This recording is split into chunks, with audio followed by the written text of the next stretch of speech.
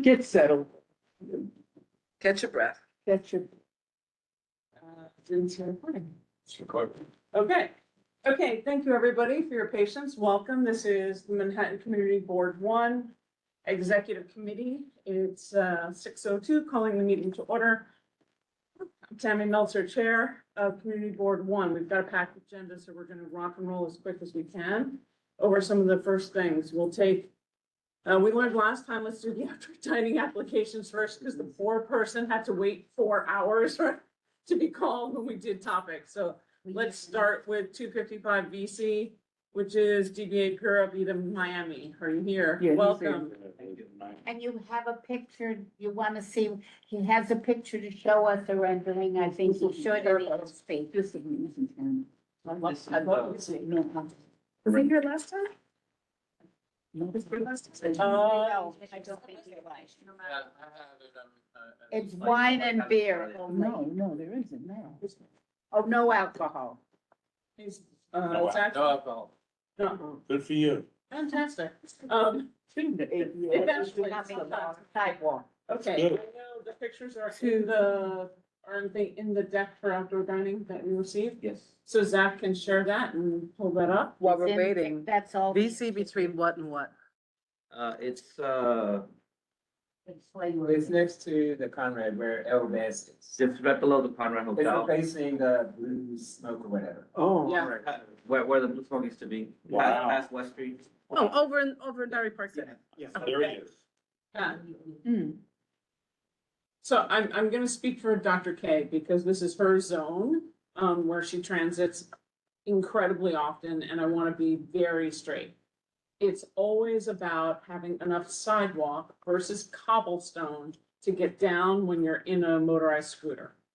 And you have a double stroller. That is the biggest, we understand the way the outdoor dining works, and it doesn't care about rates, those are all fine. But the key for us, with your outdoor application is just to make sure that people don't have to go onto the cobbles around the tree pits to get by. Yeah, we have 8 foot wide clearance from the planter beds to where our perimeter barricade. Is it gonna line up essentially where the Elvez outdoor seating is? Yeah, So Yeah. currently, actually, I was there this morning and I measured the Elvis. The Elvis only has 4 feet clearance from the planter bed to their barricade. So, I mean, that's, you are gonna have. We're gonna have more than the way we're showing it now. So if it's good for Dr. K for Elvez, and I think this would be. Is she okay with Elvez? should be fine. Just, again, courteous neighbor, can't wait for you to start. Anybody have any other questions? Jeff? What's the vegetation? It's all fake, it's all full. Yeah, okay. Yeah. I can actually have renderings of the interior. Okay. I It's all faux green. Can you put it on the screen or? Sorry. I mean, it's not really relevant to the sidewalk cafe, but I was confused. I was thinking of that as the winter garden or something. No. Kind of orient. Palm trees. So you have hours. The renderings, interior renderings, what the interior We environment. have out. It's the same hours of indoor, outdoor, I think. Let's ask him when he's gonna Okay. close. When do you close? When are you gonna? So, we put on the application, 7 to 10, this generic, but we typically close at 9. Okay, that's fine.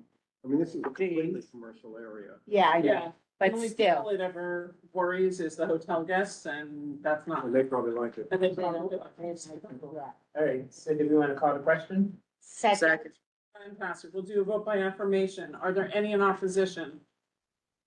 Hearing and seeing none, either online or in the room, are there any abstentions? Hearing and seeing none online in the room, any recusals? Welcome to the neighborhood and good luck. Good luck. Thank you. thank you. Thank you, good luck. I'll be calling for takeout. Bob, you're here voting for Tricia today, correct? I don't know what I'm doing here. You're voting for Tricia. Okay, I vote yes. Thank you.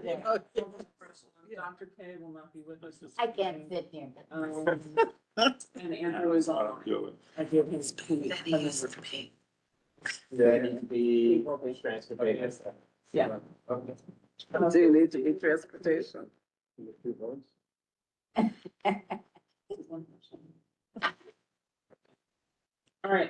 So I think we're in great shape. Let's move on to CL 4250, if they're with us.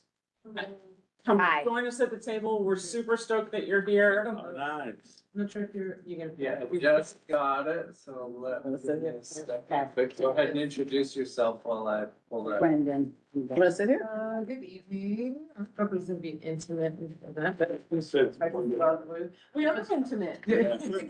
my name is Jasmine Uribe. I'm the community affairs person and manager for Sale 4250. You haven't heard of us? I guess I'm in the right place, but that's my job to let you know. We are hosting or help hosting America's 20th anniversary. And what does that look like is having more than 40 ships coming from all over the world. And wanted to make sure to have a conversation with you guys because not only will there be events going on from the 3rd to the 8th, but a lot of the ports will be affected. So we want to make sure that you're aware of the ships that are going to be here, the different events, and if you have any questions, we're here to answer them for you. So as they're pulling up, you'll be able to see, so like I stated, we have some.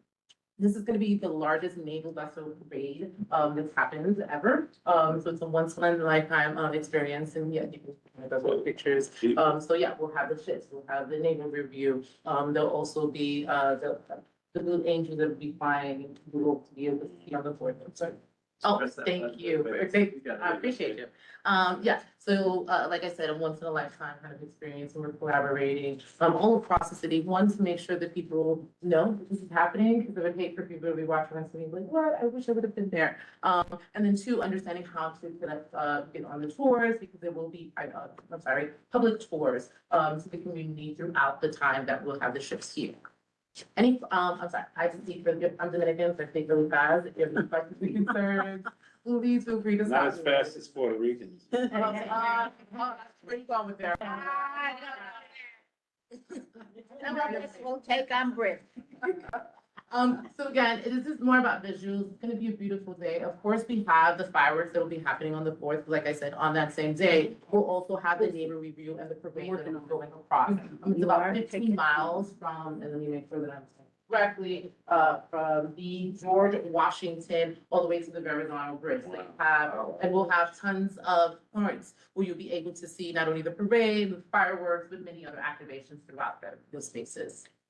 And again, we want to make sure that you understand just how grandiose this is going to be. Other spaces. So we are estimating, and hopefully we've gotten the numbers that we'll provide. We're estimating about 2.8 billion economic activity. So from we have servicemen coming from all over the country, but also here in New York, you know how tourism is. There'll be tons of people eating, dancing, enjoying. We're making sure that we're taking care of all of our people coming from the different spaces because we want to make sure that they're enjoying New York to the best of their ability. But at the same time, we want to be mindful of all of those that are just coming to celebrate New York during that time. So yeah, so we're expecting over 8 million spectators, like I said, over 10,000 sailors and political leaders from all across the world, participation from 130 nations, and like I said before, 15 miles of waterfront activities going on. And of course, we are having meetings on, at this point, a weekly basis with those New York State agencies and state agencies, as well as the Navy and Macy's, to make sure that we're all coordinating these efforts. So we're sitting at the park meeting, the community board meetings. Yes, yes, yes. Sorry. I'm like, Mr. Come. Yeah.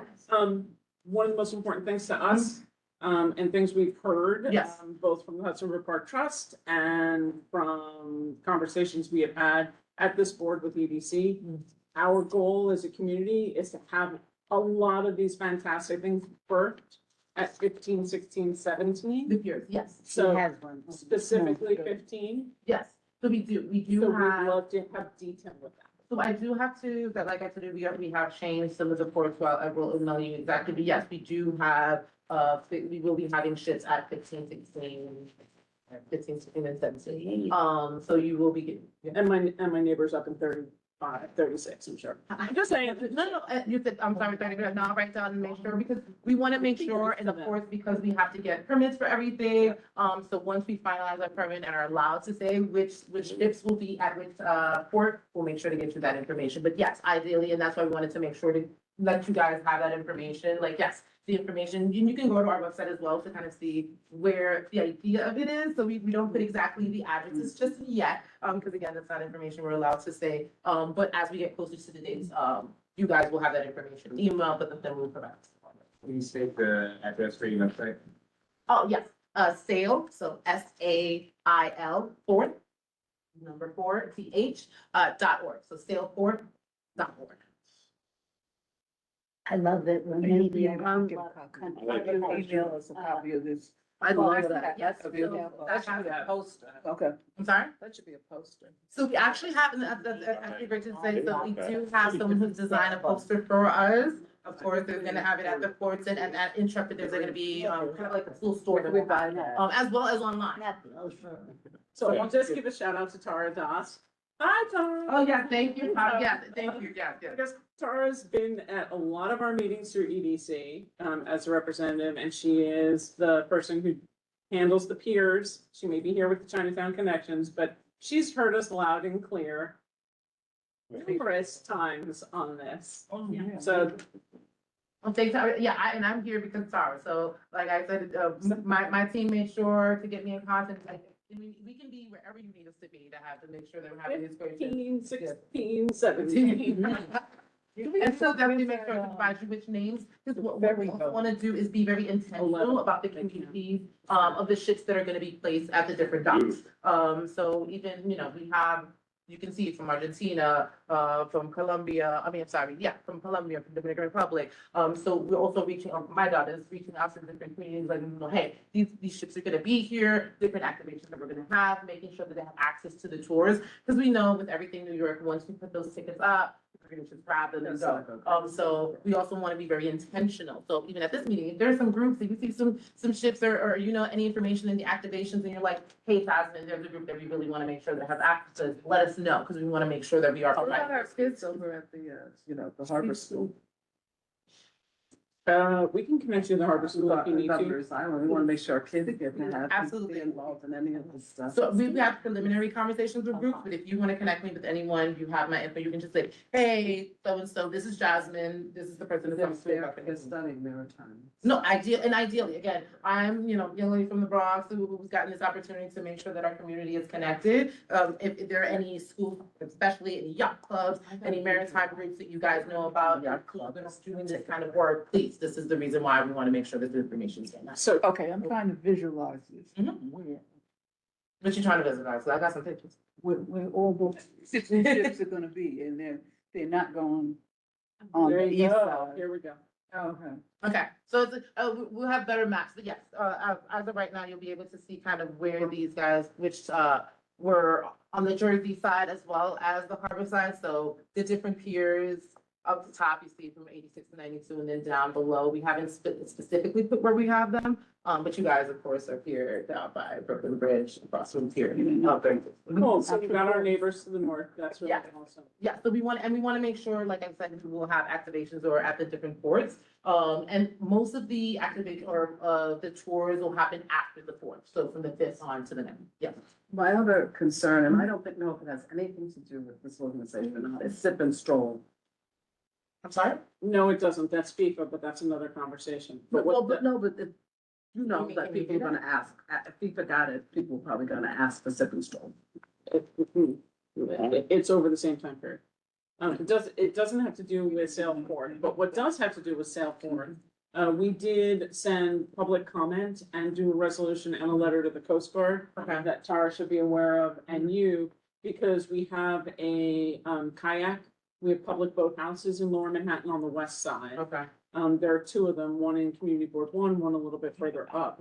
And originally, the Coast Guard had said there's no public boating. Now, they're in an alcove, and we asked if they could be at least allowed, because it's free public kayaking, and it's one of the only ways that citizens can get on the water without owning a lovely boat or paying a lot. And You it's mean human powered, correct? And this is for the 4th, on the 4th? It's that whole week. Oh, that whole week, We okay. appealed to the Coast Guard. What'd they say?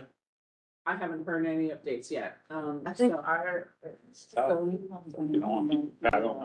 what I can say, and then I can't speak to the Coast Guard, my understanding and with all about safety, Because it- We know that, Oh, the Hudson River Park Trust made a proposal to the Coast Guard, so did the Downtown Boathouse, the Village Boathouse, and Community Board One. Because they are, Pier 25 has, you know, beginning, middle, and end, and they are kind of in an alcove area, they wouldn't be in the kind right of of, way. not at all. So Yeah, stay in their marinas. they stay in their marina space and not exceed beyond it. And that was one thing that it would be an incredible way to partner. And like Bob, it has space over at Pier 25 on the golf course, you should brand it. You know, kind of like anything where people will crave to go see, to watch. We have very limited space right now in the community board due to construction projects on the west side and the south. So there will be, pockets of crowds. Just want to make sure that I write it up. Is it possible for you to send me the information? Yes. Sure, Evans, Yes, just after so that we have, yeah, so I can Absolutely. definitely think about, because we do have meetings and if Yeah. it's something that we can bring up. I Yeah. definitely want to make sure. that we Because do. it does make me concerned that there's nothing on the west side, so that's really just gonna be all viewing. Yeah, and then of course, the crowds, you don't want to push them. Yeah, Gotcha. exactly. No, thank you for bringing that up. My pleasure.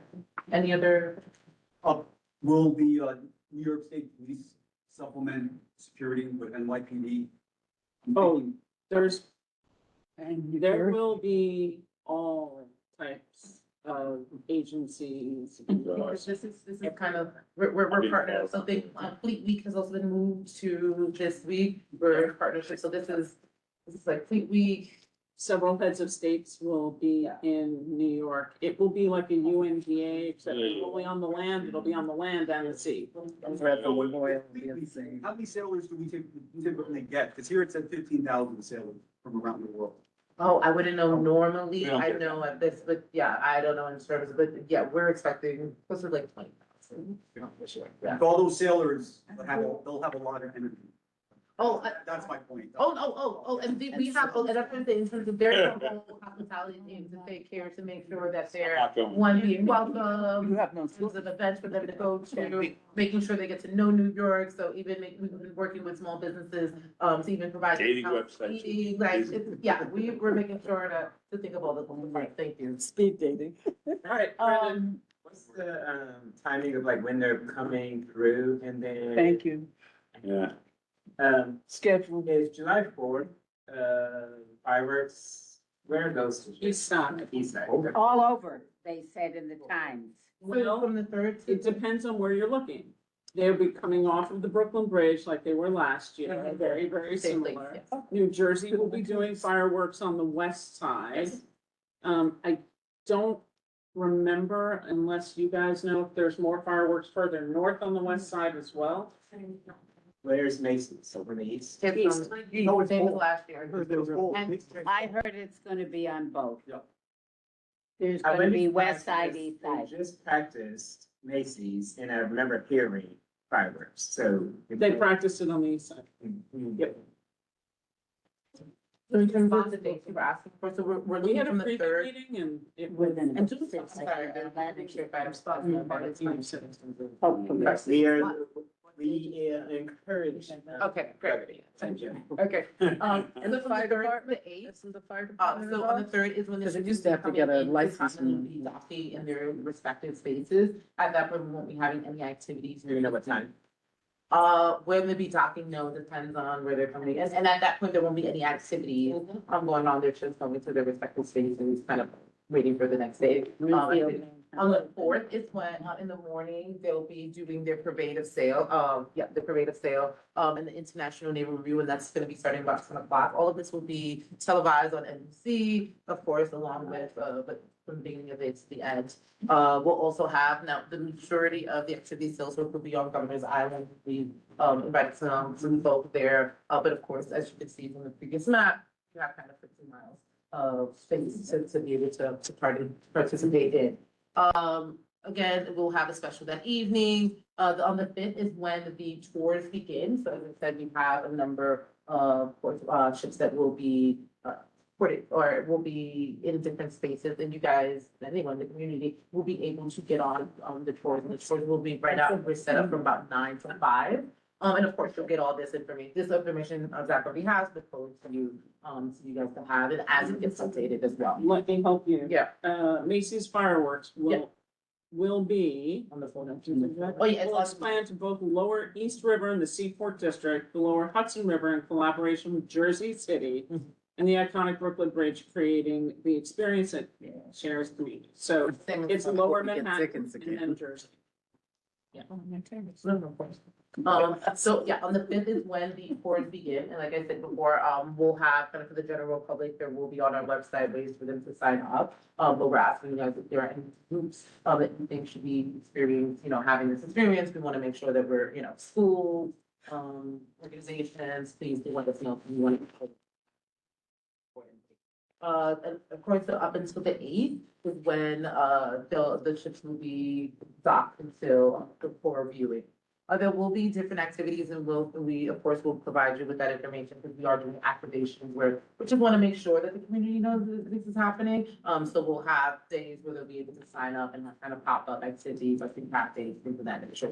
There's also, any street fairs or events that you guys have that you want us to table at, please let us know, because again, that's what we're here for. We want to make sure that this is. Any questions, concerns? And then on the 8th, they will be, what's called, the farewell to the fleet, and basically the Five Sister Trophy race from here to Boston. And actually ends next day in Boston, where our president will be crowning the winner, of that race.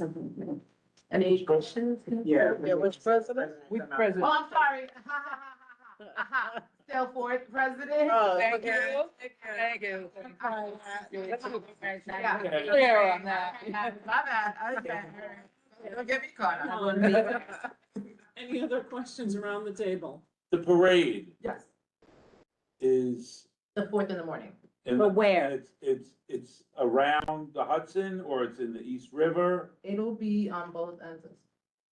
Does it go around the bottom? Yeah, it's going from the Verrazano Bridge up into the George Washington. Okay, so it's a single file or whatever, they just, and then Yeah, they turn back around? So they'll be having the parade and stopping for what's called a naval review. So they'll be stopped for some time for The tall ships. the tall ships. Yes, the tall ships. They'll go up past, the George Washington Bridge and they turn around or they just keep going? No, they'll be then going to their respective ports to kind of To dock? to dock. But they have to turn around to dock. Depending where they are, yes. It's around 14, 15, and 16. What is the hours that you think those tall ships will be there? We believe they'll be there from, in On the terms of- Hudson. On the Hudson from about 10, well, in the morning you'll see them, but from about 10 to 11, in terms of the review and how that's going, yeah. We don't- 1 hour, it's those fast. 40 ships? that- No, the review, in terms of the parade, that's what we're being told, there'll be about to be an hour for them to be in that. Pass state. every spot. Yes, but in terms of how long, it'll be longer, because the review, they actually have to go onto the ships, But then the sail around up the The sail, Hudson and is let me about make an sure. hour, right? That's what I'm, yes, it's about an hour. If all goes well. They got motors on these? It's still a pretty great. little vague. The Blue Angels, let me make sure they're the right time. But it'll be on the same day, and they'll be flying on the same port. Time? If I'm not mistaken, yes. That's very triggering, those Oh, things. okay. You know So that, all on people who live through World Trade Center. Oh, ships. Interesting, so I'm letting you know right now, that's the first time that I've thought of it, but it's good in terms of us, for us to know, just make sure that that's something that's being announced. No, absolutely. I'm sorry, we're having a sideline conversation. No, just in terms of the concerns of the Blue Angels flying over might be, triggering for some folks. And that is something to think about, because if we're being honest, that's not something that's come across my mind. But in a way, if there's a way that we can just make sure that we're just announcing it people. more. Yeah, engaging. No, because if it wasn't for July and nuclear firecrackers, I'm concerned. So same thing with the flying over. So we'll definitely figure out how to make sure that we're making more of a louder announcement about. So on the 4th, between 10 and 11, there'll be the parade of the boats and some Blue Angel activity. That got. So I don't want to say exact timing because they're still working. My understanding, 10:15 is by 10:15 is when the parade itself should begin. And between that and 12 o'clock is when the sailing should be, Head out. the review should be happening, the parade should be happening, and the billing, just exact times. Sorry. Yes. So about how many ships in this parade? So we have about 40 that are, Gonna be 40 ships are gonna be going up the Hudson. so, Yeah. not all of them will be going up the ships. We have 40 that are coming, but not all of them are gonna be in the Maybe Navy 5 or parade. 6. No, because there are the government ships, so about 30, at least will be, yes. The others will be placed in other spaces, docks, ready for their. So, I'm sure since you're already out on Governor's Island, Mhm. Governor's Island is connecting you with all their assets, which includes the harbor school, which is out there. The mhm. harbor school, obviously, they are done the high school for the school year. It Mhm. ends the last week in June. But they have robust kids who like to work in the summer and who need summer jobs. Mhm. So any kind of internships or opportunities that you have to partner, even if it's like just shadowing and things like that, would be really good. So, well, my heart, because youth development is my thing. Yeah. So I know because we end early, we may not have summer internships, but there may be opportunities for them to support as volunteers, absolutely. So I don't have the website because we're doing our volunteer list, but yeah, I can add and make sure that we send you. And we can send you our volunteer sign up list. We can connect you, also Or you the can Trust connect for us through- Governor's Island can connect you anyway to the harbor school. You may already be connected. I know there are talks and stuff, but not so much, I think, about how the youth are being able to be connected, so. Okay.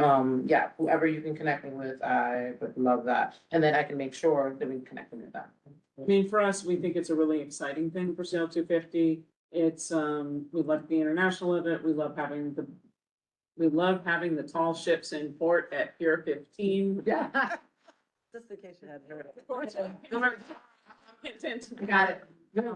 Yeah, that's our primary, is to make sure that we can, it helps support the Seaport District in different ways by having a continuous form of tourism for something new and exciting that travels through. So for us to have a week worth of ships like that and connection to the South Street Seaport Museum, which would be Yes. really important Yes. for us, that enlivens the entire area, which is No, and really I- fantastic. And I can confirm, we definitely will have a tall ship at the team, I just don't know which one, but we definitely will be having. it. And have you connected with the South Street Seaport Museum?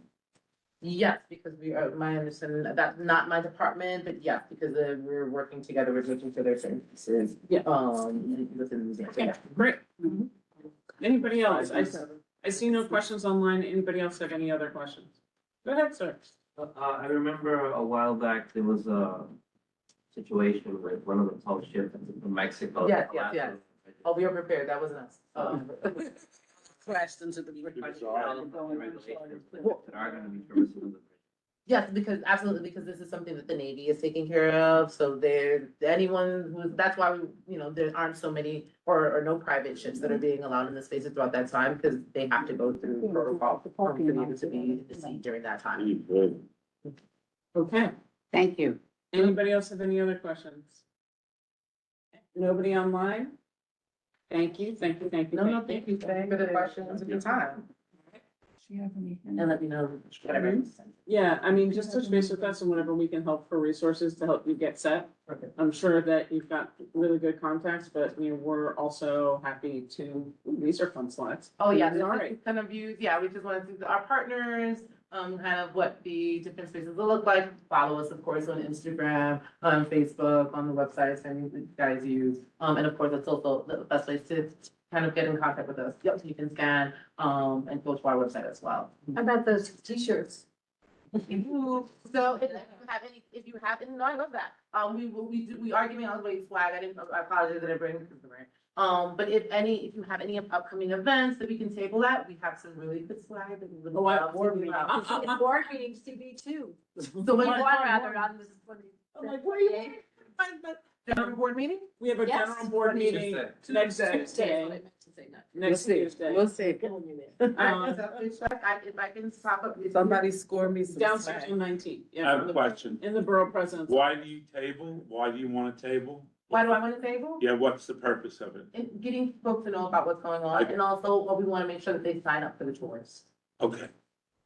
And we can help you distribute information because we get a lot of questions on that. And since we're not usually it happens up by the Intrepid, so it's not as big down by us, Right. except for like that one pier. Now that, see Tara, now that Hornblower is not at 15 anymore, we have a really good robust opportunity to have like tours coming through all day long at Pier 15. Isn't that awesome? Tours are how much are free? Tours are free, or how much are the tours? Oh, so yes, for the public, the tours are free. But that's why I want to make sure that the community knows before we put it up on the website and it's like they're all. T-shirts on and be advertising away. So we'll all put the T-shirts on and be I advertising. love that. No, thank you. No, it is important, yeah, because like we said, most of the things, even if you're about to see the tickets, once those things show up, they're gone. So we want to make sure we get them out. Eric, last call for questions. Yeah, with all these people coming to New York City is wonderful, sailors, but let me ask you, will restrooms be available for all these tours? And then would there be funding to put up maybe at a few locations, some some porta potties or something? I'm just worried about all these I have crowds. good news for you on Yeah. that. So SEG on the call about July 4th affirmed that they actually rented porta potties that were going underneath the FDR Drive that they would have in place for the week that will help them for July 4th and help mitigate some of the traffic impacts from Sail 250. On the So- east and west side? On the east side where they live, in their zone But by they're doing west 17. side too. The west side is not in our zone. The west side is uptown. So when they sail downtown, Right, but, I mean, where are you going? where you gonna be? They're going around, I thought And that. they do that. But, I mean, if you're on Pier 25 with Bob, there are lovely public restrooms over there if you're watching from Pier 25, right? Pier 26, the They same work. kind of thing, right? There are bathrooms in Rockefeller Park and in Wagner Park. Okay. And there's nothing open between Wagner and Rockefeller. The entire zone is closed for construction. I mean, just for the record, if there's gonna be people on 25 and 26, two male stalls on Pier 25 will just not accommodate enough people. I'll talk to the people to trust, maybe you'll talk to, they should, We have a meeting June yeah, 9th. yeah. Won't be at that one, but you should bring that up. Yeah, I won't be at the meeting, but I'll talk to Alex, the property Yeah. manager. Someone should put some bathrooms up there, or else Good idea. the gardens become Thank you. bathrooms. Yeah, throughout the entire west side, there should be. Only for the men, the women can't use it. Alrighty, anybody else? Good point, Eric. Oh, and Governor's Island has public bathrooms all over the place, so you're good. Yes. Yes, and the only day, I know we were talking about, like, there are certain tickets for certain spaces at Governor's Island, because that is like an ideal space. But yeah, do let us know if it's. See a lot from them, right? All right, Thank you. fantastic. Thank you so much for coming. Thank you. And send us flyers. We'll, It's good to know. like Lucy says, flyers, shirts, bags, we'll take care of it. Poster. All right. Way. See, guys, for EDC and the Chinatown Connections people, I promised they wouldn't be here all night and that I would not make them the last on the agenda. So I could not possibly be more caffeinated to get you guys going. Struggling.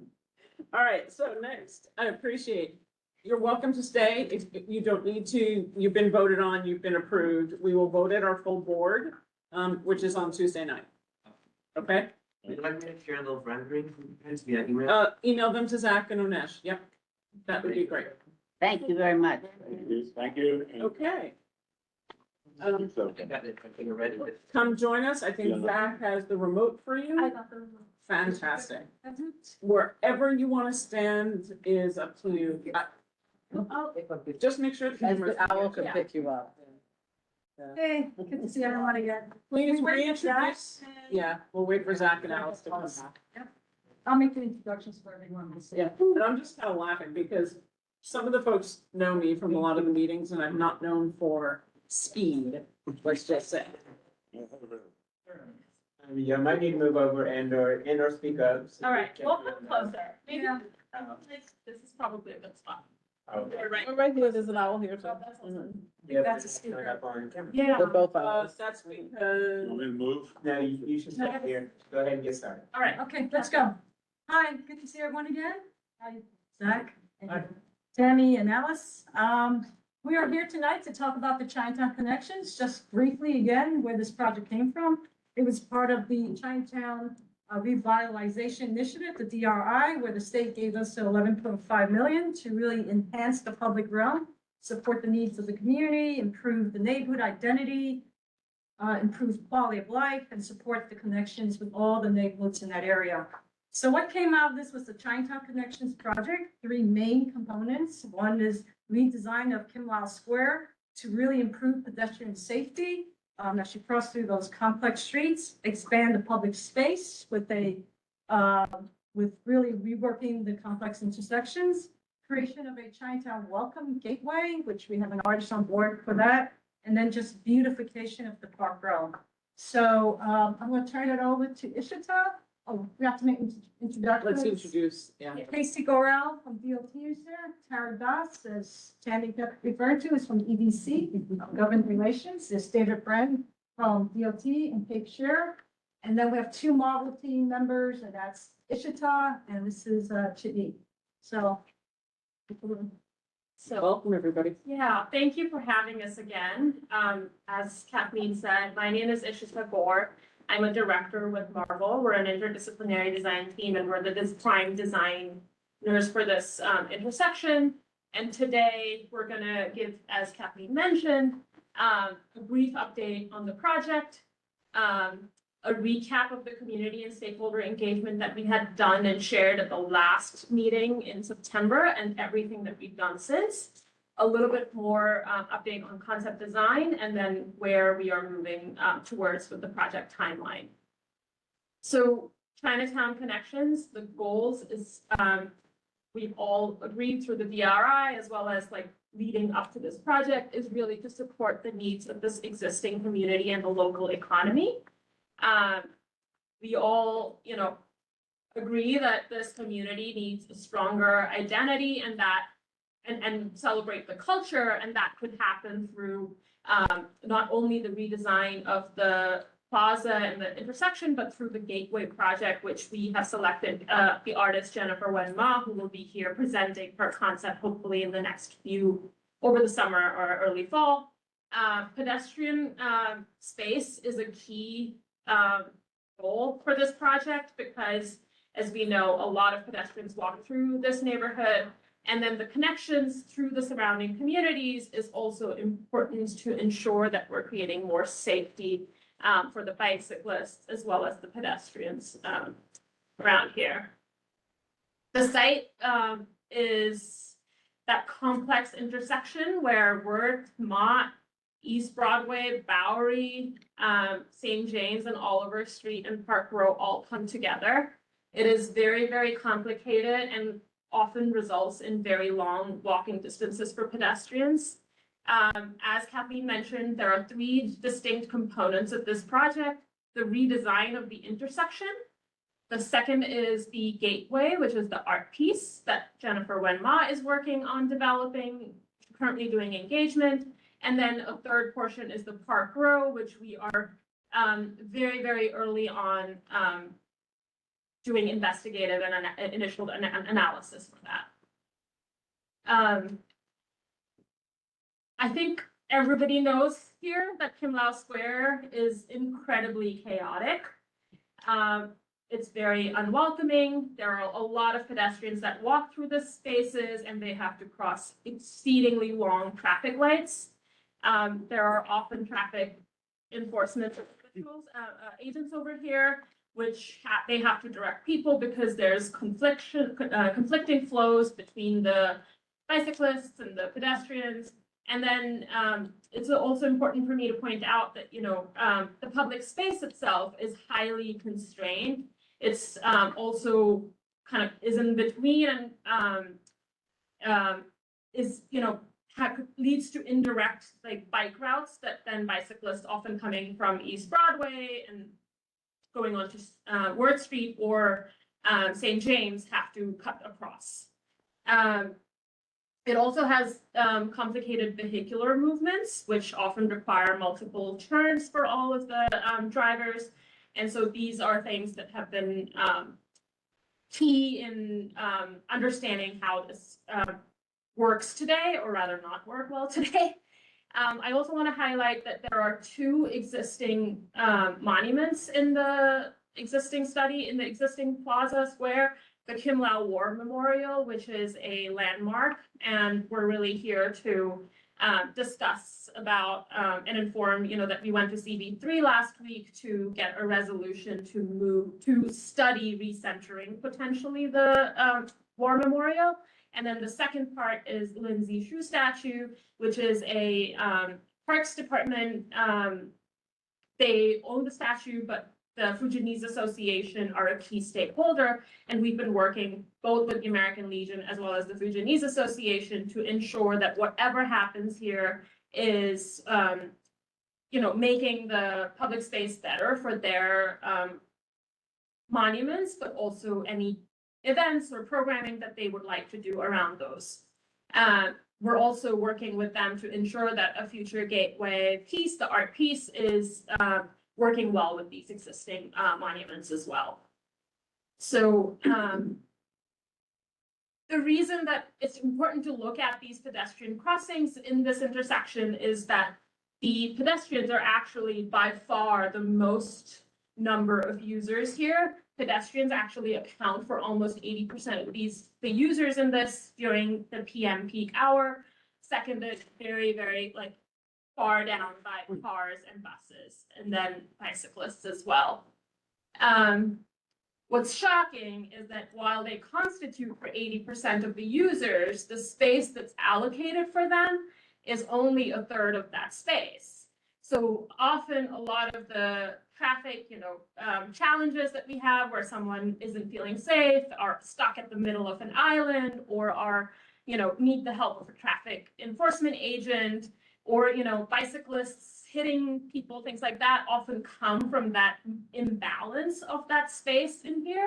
And that was something that, the team and DOT really identified as a key issue. DOT's street and public space design principles often are very straightforward, that standard four-way intersections are usually safer because cars and buses don't have to turn as much, but they're also just more predictable for pedestrians and function more smoothly. Straight and through travel movements are safer for the cars and buses themselves. Shorter crosswalks are often, better for pedestrians as well because they reduce that exposure that people have and are more easier to cross, especially for the senior population in this neighborhood, as well as the children that are also going to the multiple schools and activities around in this neighborhood. Another great thing about this one is that the distance between these intersections could also be potentially studied and reduced. That would then reduce the congestion and queuing that happens around here. And then lastly, there's a lot of events that are happening in this neighborhood that are programmed through the Chinatown Bid, through the American Legion, the Lunar New Year, and other open streets that often require more flexibility in the public space. And we see this as an opportunity to have a better, larger, consolidated open space that could allow for that flexibility, not only to host the larger events and programming, but also just provide a better open space for residents and neighbors to eat their lunch and pause in this intersection rather than just pass through. So to begin, we worked within the existing right-of-way and really started thinking about, how can we realign this intersection to apply some of those design guidelines that we were looking at in the previous slide to make a traditional, standard four-way traffic movements. Any of the monuments, such as the statue or the statue, could be relocated in collaboration with the Fujianese Association. And then our original goal was to not move the landmark the memorial arch, but I think that, as you'll see, there are some considerations with separate infrastructure that we have we are looking at the option to recenter it. We're really not calling it relocate. You'll see what our constraints are so that it still meets the original intent of the memorial. And then lastly, prioritizing public space within the intersection, not just in the form of a plaza, but better pedestrian crossings and safer sidewalks. The renovation and the realignment of the traffic in this way is therefore helpful in improving the pedestrian crossings, in improving the public spaces, but it also simplifies the movements for the cars and buses. With this alignment, only a third of the movements would remain turns. And it also generally creates a more typical and predictable intersection that creates less conflicts between the different modes of transportation. And by that, I mean people as well as cars, buses, and bikes. In comparison, that initial chart, that bar chart or pie chart that we were looking at, where the sidewalk space was disproportionately imbalanced between the number of users, this new proposed one would really transfer that balance from being a vehicular-centered intersection to a pedestrian-centered intersection that would then really help create a safer crossing, a better place, not only that people want to quickly pass through, but a place that they feel safe passing through, but also pausing at. We're also thinking about how this redesign is then creating a network of connections of public spaces all the way down to Gotham Park and the Arches Plaza. And then, you know, really serving that whole project then serves as a gateway to Chinatown through Columbus Park and all the way up to Essex Market and Sarah T. Roosevelt Park. Ambitious. That's actually a diagram that was, oh, better go back. That's a diagram that was an expansion of the DRI diagram where when the DRI grant was submitted, this really identified it as a knuckle that's critical to, like, you know, making all of those safe pedestrian connections that bring in economic vitality to this neighborhood. So in terms of community engagement and outreach, the last time we were here, we had presented what we had done up until September. Since then, we've actually, and I think that number was 19, we've done additional engagement touch points in different formats, starting from walkthroughs with community stakeholders of the site last summer. We held a public meeting. We've been meeting with the Chinatown Connections Working Group, which is and I made a list of community stakeholders, which includes the American Legion, Chinatown BID, Chinatown Core Block Association, CD1 representative, CD3 representative, Confucius Plaza, Smith Houses, Chatham Green, Chatham Towers, Bing Chinatown, the Fujianese Association, and others. And we have also representation from local elected officials, from Councilmember Chris Marte's office, from borough presidents, from New York State. So we are doing as much of listening and sharing as we can through pop-ups, through tabling at existing events in the summer.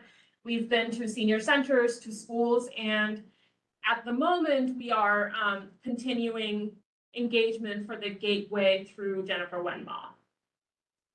These are some photos that represent, you know, the different forms that we've done, but it's been great getting to know the community, and I feel like there's been times when we've been walking and we've seen some community members and they like waved at us. It's been nice. I mean, like, you know, we also had an online survey, which when we ended up using and just parsing through the results, we actually found that one of the things we had asked for was for their zip code. And somehow the survey, we were expecting it to be more like, you know, broader tourist focused and things, but it actually was, I think 80% of the responses were from people within zip codes from the neighborhood. And I'm not going to read this list, but this is a comprehensive list of who all we've been speaking to, including going to Chatham Towers, Chatham Greens at their board meetings, working regularly with the BID to speak to their, as a potential plaza partner to understand their maintenance capacity and, you know, having those conversations, but then also working with the American Fujianese Association as well as American Legion and the Fujianese Association to make sure that they are in alignment of the potential studies of location for the two monuments. They actually did a press release in February announcing that they had come to this consensus of co-locating the Lindsay Drew statue in the new proposed plaza with the memorial arch there. We actually have, we're developing a document which is almost 60+ pages, which has key takeaways from each of these conversations that we're gonna hopefully put on the website, which is ChinaTownConnections.org, something, NYC, something. NYC? Yeah. I think it might be NYC, yeah. ChinaTownConnections.nyc, and we are hoping to have that report online in the next month. So under community engagement. So if you're so inclined to read through all of the feedback and photos of all of these events, you can go in there.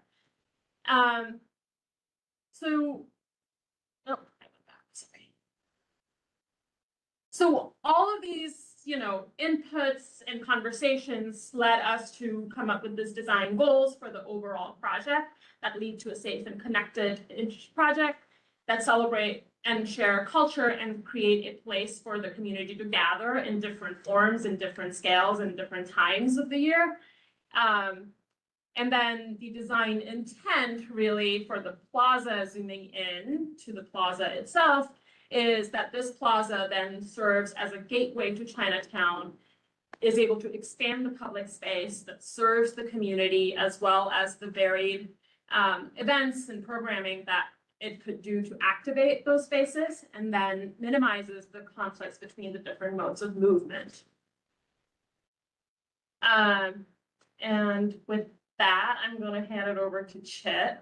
Okay, to so walk us for the next. yes, to understand the scale comparison, the left diagram shows the existing Kim Lau Square Plaza, and the right diagram shows the proposed Kim Lau Square, which is flipped to the north side. You can see the size of it is actually about more than double, so we will have more space for different kind of activities in this zone with a simpler traffic. Oh, can you go back 1 second, just. And the light orange color on the right-hand side, what does that represent? Those are also part of the redesign. There will be enlarged sidewalk for the plaza area, but it's not part of the calculation for calculating the activity zone.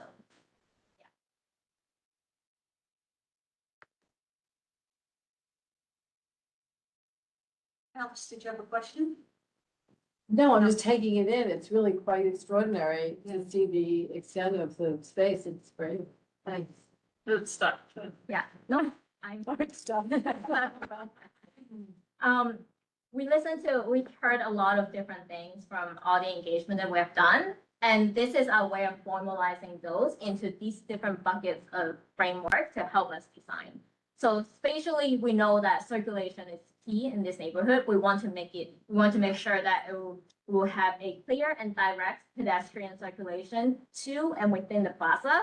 We want to make sure that this new plaza, flipping to the north side, will connect better to Mott Street and Doyer Street and revitalize those two streets and businesses, as well as promoting opportunities for people to pause and discover within the plaza and around Chinatown.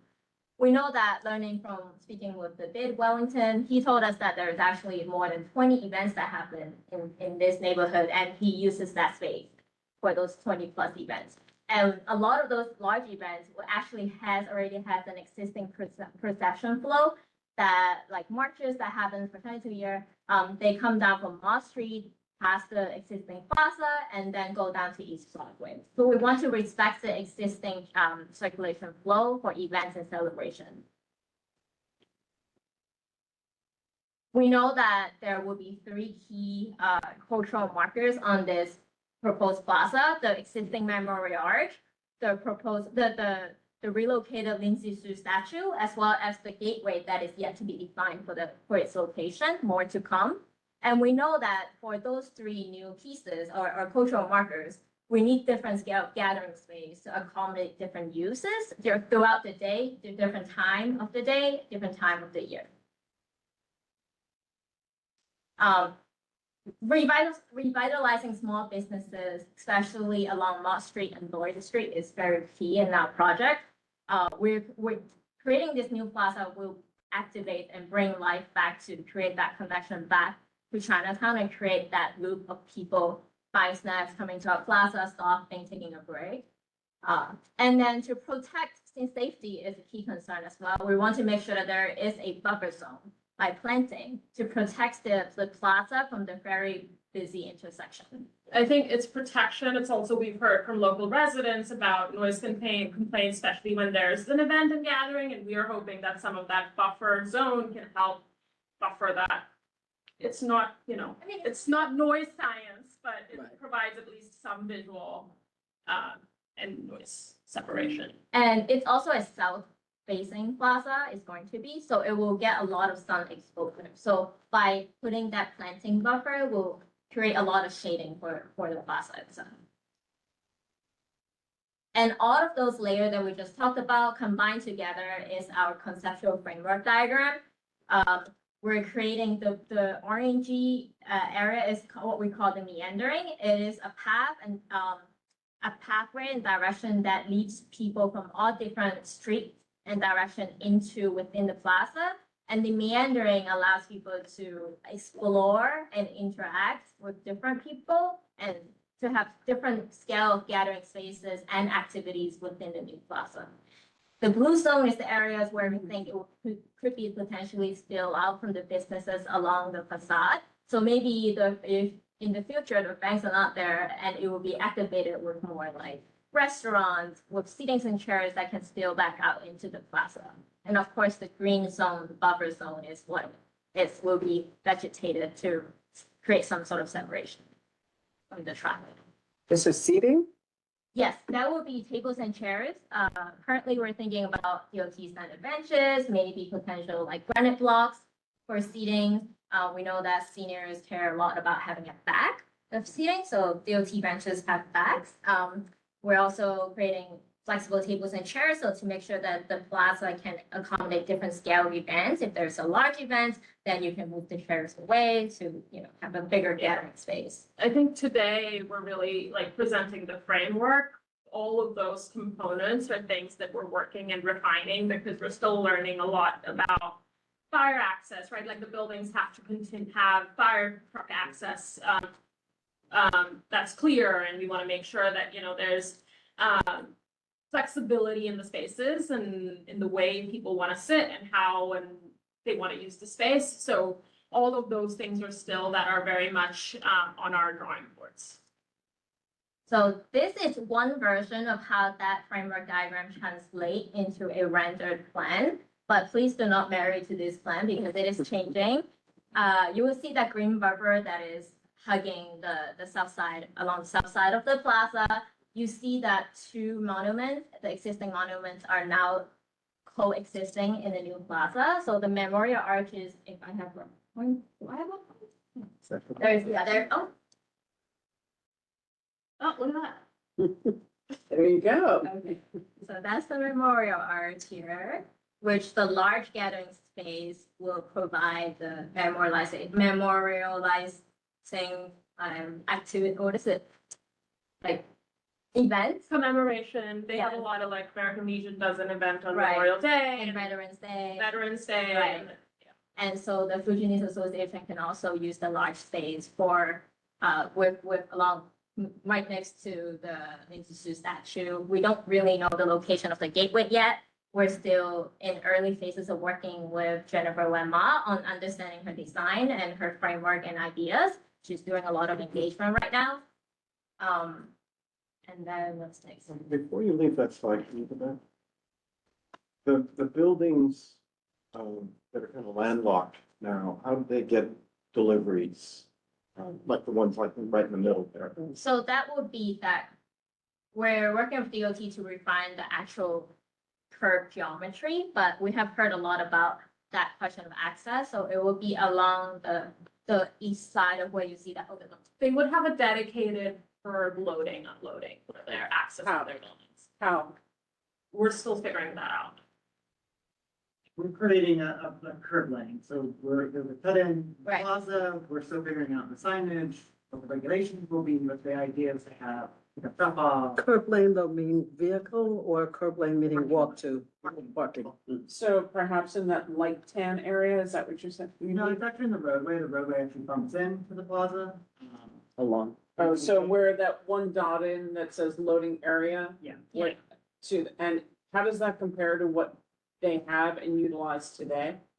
It's a slightly smaller zone than what's there today, so we are looking into relocating the tour bus to a different location, so it would actually be pretty similar. And I would just emphasize that this is a concept, where we still have to work through all of the details, as Casey said, of exact dimensions, exactly what the regulations will be. But this is really just intended to demonstrate the. If I'm understanding the geography correctly, wherever you have that sort of curb lane, you're still gonna need a path for what is now the plaza for whatever it is that's getting delivered to be delivered. And we're working with the, constant conversations with them on everything. Yeah. Including that, and just sanitation and garbage and Yeah. getting things sidewalk. That's almost important for us too. So this is our vision for the plaza, and this is the conceptual sketch for the plaza. Since concept, we've been doing a lot of site investigation to underground existing underground utility. We all know that it's crazy intersection, crazy infrastructure below this plaza. And we actually learned that there is an existing water main that is in this diagram, that blue line that exists cutting across our site. And this water main cannot be moved because it's a DEP infrastructure water main. And DEP requires us to have a 4-foot offset from our proposed curb geometry. What it means is that it's cutting very, very tight to our existing landmark Memorial Arch location. And therefore, we have to recenter it to make sure that the Memorial Arch is safe. Let me go back. Can you actually stay there? That's actually a perfect place to stop. Because this is the way it exists in the future, or now. I mean, the future. Memorial Arch is the current place now. Well, I think it's easier to take a look at Jeff's point about the parking without all the greenery. I know that sounds like, just kind of nuts and bolts for business. In that zone, one of the concerns that was brought up in the working group was the fact that right now, because there are more closed streets in Chinatown, that one street that's right there, a lot of the deliveries are happening on Valley. Both left and right, blocking bus zones, not blocking bus zones, and that there's a very large business need. My only comment and concern is to tag with Jeff, everything that we've talked about thus far that's a priority does not include ensuring that the small businesses have ways to get, not everything will be micro delivery forever and ever and whatever. And if you're having an event, for example, this is a problem that we have currently over by the stock exchange. When they have a large event, their entire space, nothing can really be delivered by micro mobility because it's large pieces of equipment. Anytime you're doing large scale events, and the entire area ends up very messed up for the pedestrians due to the business loading and unloading needs for both cargo, small, and everything. So perhaps when you come back, if you would not mind bringing some kind of a diagram, because I think that when you're talking technical and design considerations, that's the largest thing missing, the first thing that the community and the small businesses say. And I know you're gonna have a plan. So having something that shows something in it versus we're still looking at it and getting back to would really go a long way to relieve some concerns. And I wanted it to put it here because it looks, it's a cleaner vision here without the trees and the pretty plant. Sorry to interrupt, but that's my suggestion for next time. Okay. You guys want to? Yeah. Sorry, I stuck myself there. I think we only have like 3 or 4 more slides. You mind? Okay. Okay, so, because there is a 4-foot clearance from the existing water main to the curb line, we also, the orange line that you see along the curb line, that is actually a needed bollard line. So we need to make sure the plaza is safe from vehicles. So we need to have this line of bollards along the edge of the plaza, right? So because of that, we really need to move the memorial arch slightly inward. Also, when Chip says bollard line, we actually mean a protective line because we're studying a combination of bollards, planters, other ways of not making it feel like a police. Yes, so when we, Good. yeah, I was like, I'm gonna flag that. And key consideration for recentering, we are actually, we care about the setting of it because we want to respect its existing orientation. We want to allow use on all sides of the memorial arch, not just one angle from north to south. We want to make sure that we're maintaining the existing view shed. We want to make sure that it has clear sight line for pedestrian coming from all streets and directions, and consider the proximity from other structures around it, as well as vehicular turning sight line to make sure that that is safe here. Community is a big part of shifting this memorial arch. First is because to ensure safety of the public space, but second, really, is because this is an effort that was worked out with American Legion as well as the Fujianese Association. We had maybe 2 meetings in March to explain to them why we have to potentially shift the memorial arch. And both of the association came together, sat down together and did a press release saying that, okay, we can work this out. We support the project and that the existed 2 monuments will coexist in the future plaza together. Why this may potentially, improve the project is actually a good thing that the memorial arch is moving. It's because historically, the memorial arch did not really have a space for events, for celebration. When it was first constructed in 1960, it was actually on a traffic island where it was used to be a bus island, and they had to close the street for events. The original design, memorial arch, wanted to be celebrated from the north side. That face, the north face, is actually its front. And the existing condition on the Kim-Na Square in the middle, where our current gathering space is actually on the south side. And it's a lot smaller because currently we have raised planters. And for larger events, we're still needing to close streets. So that's not ideal. And by recentering the memorial arch to our proposed gathering space in the new plaza, we're able to allow people to gather around surrounding 360 of the memorial arch and to make sure that it's safe. The memorial arch is safe and people are safe, and for vehicular turning as well, and that's safe. And one of the things the American Legion mentioned when we were having these conversations was that it truly lets us in the community honor the memorial arch in the way that it should be and is intended to be in a more better way. It's a 2-way arch that you see on both sides. So people can walk on both sides. Yeah. It's in Chinese, but the characters are on both sides. So this is how you can see the shifting would not be that much. Maybe it's about 15 to 20 feet, but really feels like it's recentered in the new plaza.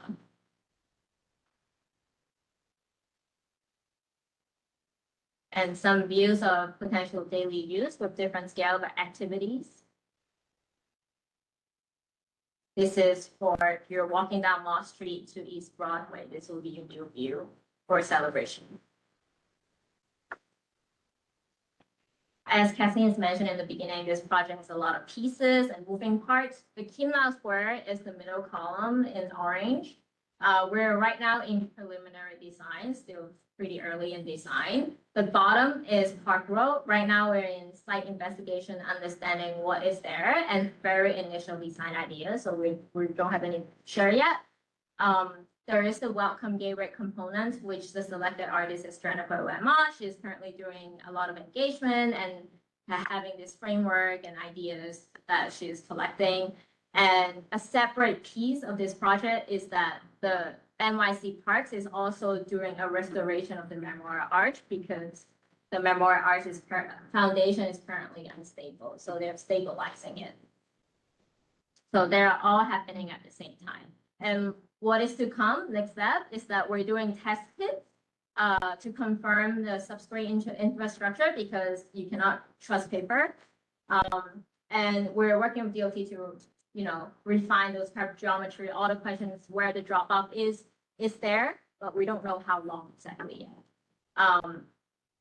And then the welcome gateway concept design will come in hopefully in a couple months. It'll come back. And the reason that we say that the actual renderings, those graphics that you saw are, one version of it is because we're working very closely with Jennifer. As she develops this gateway, we don't want it to feel like something that's an add to a design, but rather a collaborative process so that, our planter is going to change with her ideas. Can we inform where she works? And then, as we're learning more about what's within the ground, what's the ideal sight lines, both at different speeds at different times, that we can work together to really inform that design in the future. So that's what we have. Thanks. That's our last. So I very much appreciate the open space and green space that you're adding, but you're putting significant amount of square footage or area out of this what comes to speak. You guys done a thorough study of what happens with traffic, or are we? My concern is that are we fixing one issue and creating another issue somewhere else, which has to do with where are these cars going? And also, I think your proposal mentioned that you are going to a four-way traffic based on DOT's guideline. And that intersection as a result is going to be safer. Is that the confusion, or have you guys done a traffic study, a traffic engineer that says going to be safer? Because even in your, the last rendering, you still had a, if you look at that, it was still to me a little bit confusing, but how different nodes moved through the space. But I think it was one of the last slides, that one. But yeah, to answer your question, we are doing a traffic study, we're kind of wrapping that up, so that's where everything's kind of coming together as part of preliminary design, so the traffic study, the underground constraints, the community outreach, everything's coming together to inform the final design.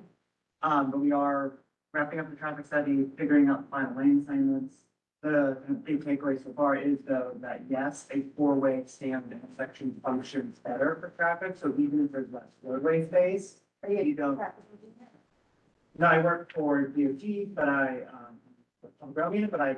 leading studies. He's our study guy. He's the one who gets tortured at every working group meeting because he has to explain every study and every. I very much appreciate the greenery, but I think if we are solving a traffic and movement problem, we have to solve it from that perspective first, as opposed to greenery. No, and I think I also want to kind of add pedestrians of traffic, and pedestrians are the majority of traffic at this intersection, so that is our focus. We are really focusing on the 10,000 people who are walking here an hour. And that then has knock-on effects for vehicular traffic, because we want to separate turning vehicles from pedestrians. Right now, you have high numbers of vehicles turning into crosswalks. That's both not good for pedestrians, but it's also not good for drivers. We have to be watching for two-way traffic, watching for pedestrians, instead of just driving straight through. So that's a big goal of this. But we are finalizing the traffic study. We will be coming back to present a full operations analysis. This is really just focused on the step of. This is actually very close to my heart, because my son and I recently started biking and we almost started, so that good perception, so I know. It's very chaotic. I just don't want to say, oh, let's do another part and be like, oh, we actually didn't solve the actual issue that we have here. So that's why I bring it up. Also, the pie charts that you have, are they by square footage or are they by user? Like, By you had square footage. It's space. so it's space. Yes. So if it's space, then it doesn't account for the number of usage of bikers and The pedestrians, bar The chart. bar chart is by users in the bottom right. but the pie is one. So it's saying that while the users are 80% pedestrians, the space allocated to 80% of those users is less than 30%. There was a pie chart with That's what's side saying by side. existing currently is 30% to pedestrians. We're improving it and increasing it close to 55% pedestrians. And that's just square footage. That's just, both are square footage, it's apples to apples. So that space allocated to sidewalk is gonna increase,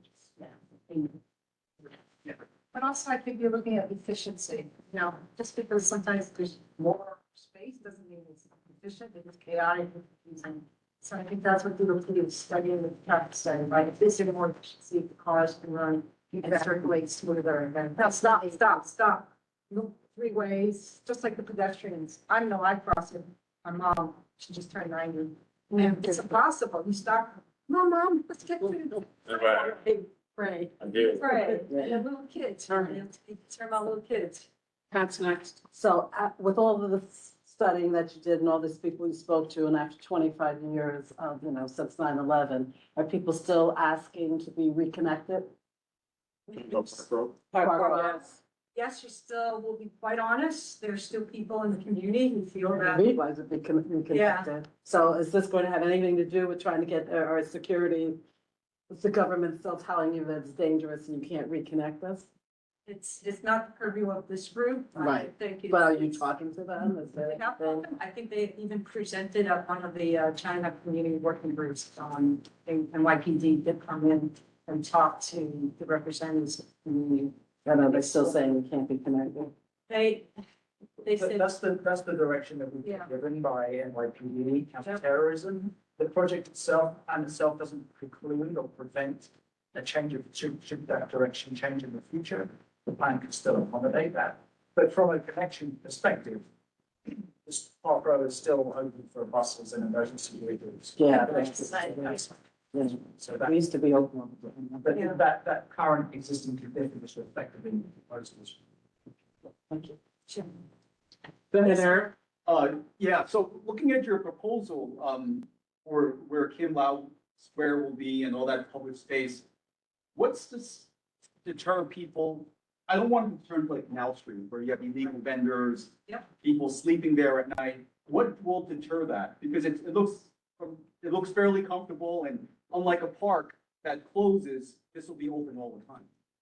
Well, the existing square doesn't close, it's there, so there are some potential issues that occur at the start of the day.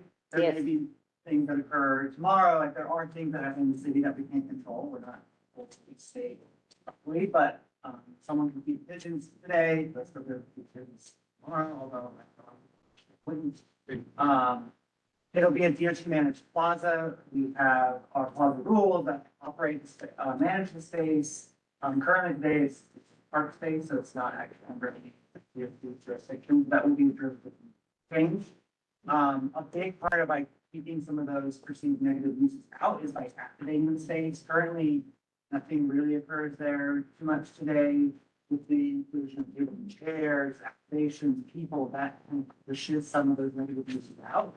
Something you see in all our plazas citywide. We really try to steward community activations with our partners through the Youth Plaza program to make sure that they're well managed, well maintained, well used. Well, I mean, but what happens with a lot of capital projects, I think with almost many, I won't use all, but many government agencies is when they have a capital project, it's built, but then it falls into disrepair because we don't have the funds or the staff to maintain it. And I don't want that to happen here, especially when you have all this open space. It will attract vendors, legal or illegal. People will sleep there on these benches. Also, if you're gonna have all that green space, you need to ensure that there's adequate lighting at night. Because it won't close, so people will be there. We don't want dark areas and illicit activities occurring in all this expanded area that will be hidden from view with the green space. So there's pros and cons. I mean, look, I appreciate the green space as well. It'll absorb some of the heat during the summer. and also the noise, as you were saying. But it also needs to be done responsibly, as well as to not encourage this behavior. And we have to make sure that there's sight lines within the area. We don't want any hidden areas.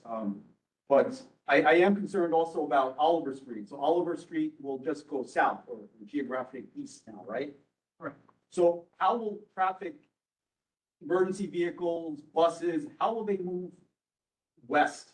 Because Oliver will go south and then Catherine Street goes, or it's really southeast. I'm not sure what the directions, but there's the way to go west. The next street is Market Street, which is like 3 blocks away. So you're actually reducing the ability of people and goods to travel from the east to the west. I mean, you'll continue to use these progress, it's a two-way street. Connecting to the west. There's no change to that. Well, From a larger network perspective, we're still like analyzing it. The number of people who are coming northbound on Oliver Day is quite low. It's less than 100 people in the peak hour. We're looking at rerouting those people onto St. James Place and with the addition of. St. James is already crowded. I can tell you it's crowded so Yeah, often. and It's with crowded all the addition time. of an additional turn lane onto East Broadway and Worth Street, where to accommodate that new volume, we'll be able to come back later and present all of this as part of a comprehensive traffic study. But this presentation is solely focused on the Memorial Arch.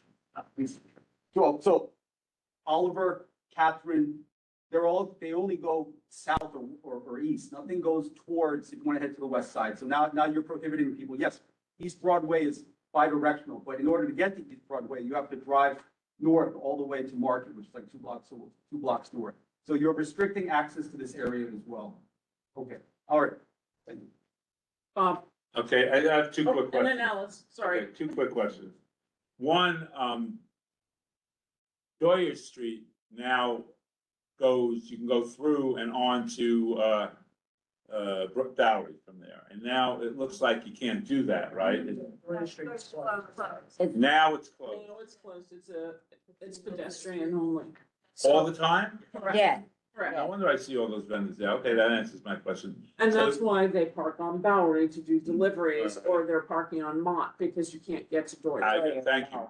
And does DOT have a mechanism, sort of following up a little bit on what Eric said? Does DOT have a mechanism for cleaning, plants and streets? I don't know if does DOT have that department that goes in and cleans a park, or will you be dishing that off to a community group or They a? will be dishing it off to the. Friend zone.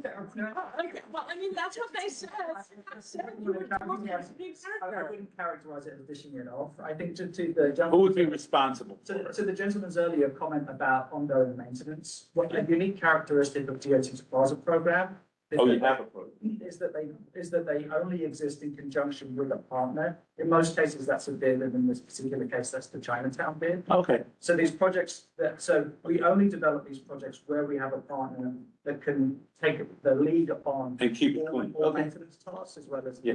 Yeah, okay, thank you. I think DOT has sprayed a lot of plazas. Yeah, I just did not, I don't know who's clean, I go to Plaza, I don't know who's cleaning it. But you enjoy the plazas, I would think. Yeah, for sure, I like plazas, and I think people like plazas. Yes, but I just want to I emphasize just want, the yeah. maintenance of these spaces. and Yeah. that. No, the West Side Highway, which is not a DOT, it's fallen into disrepair, it's state DOT. And Hudson River Park, and it just seems to, fall into disrepair. We're not going anywhere. We're not No, going I know, anywhere. but I understand, but things can fall between the bureaucratic So, crack. That's why when we're designing, we're talking about all these issues. Right. Maintenance is something we talk about probably all the time, Yeah, right? yeah, good, The bid. okay. so Wellington is very interested in being the Plaza Park. Oh, he has a client that. I'll give him a room. And there's lots of conversations, but at the end of the day, the community board's role with Plaza Partners is to collect the feedback, send it to DOT. DOT vets all their Plaza Partners. We've got a couple amazing ones in Lower Manhattan. You want to think of the Downtown Alliance. Gotham Park. So, right, we do, Bogardus. There's there's a couple that, you know, we have great experience with. Yeah. We have some that we'll wait to see how they turn out. New one that just started. So we Okay. have to have faith that by the time this is done, Wellington will have a larger staff, a bigger partner, and a better budget because he will have planned knowing that they have this coming. I think that's a fair way to be optimistic. Alice. Team meeting with Wellington and the bids to talk about maintenance and operation for maybe like 3-4 times now, and so more than that, yeah, more than that. So it is Yeah. part about like. I mean, my pet peeve, it's not very hard to clean places once people own it. I mean, the park in Lafayette Street just falls into disrepair from the Parks Department, right? I mean, it's just, we go there and clean it ourselves. We don't And, want to criticize another department that we work with. no, I understand, but I can do that. Yeah. Just want to bring up. And I love the Parks Department, don't get me wrong. Yeah, and utilities People- wise, yeah. we're thinking about getting a water source into that process so that we can actually be Yeah. in the streets, as well as lighting. We've been working with the American Legion. They want nice lighting for the memorial flag and for events, you know, when they have Make sure it events. doesn't shine into the windows of people. Yeah, no, but you want it clean, it doesn't, sometimes you need water, sometimes you don't.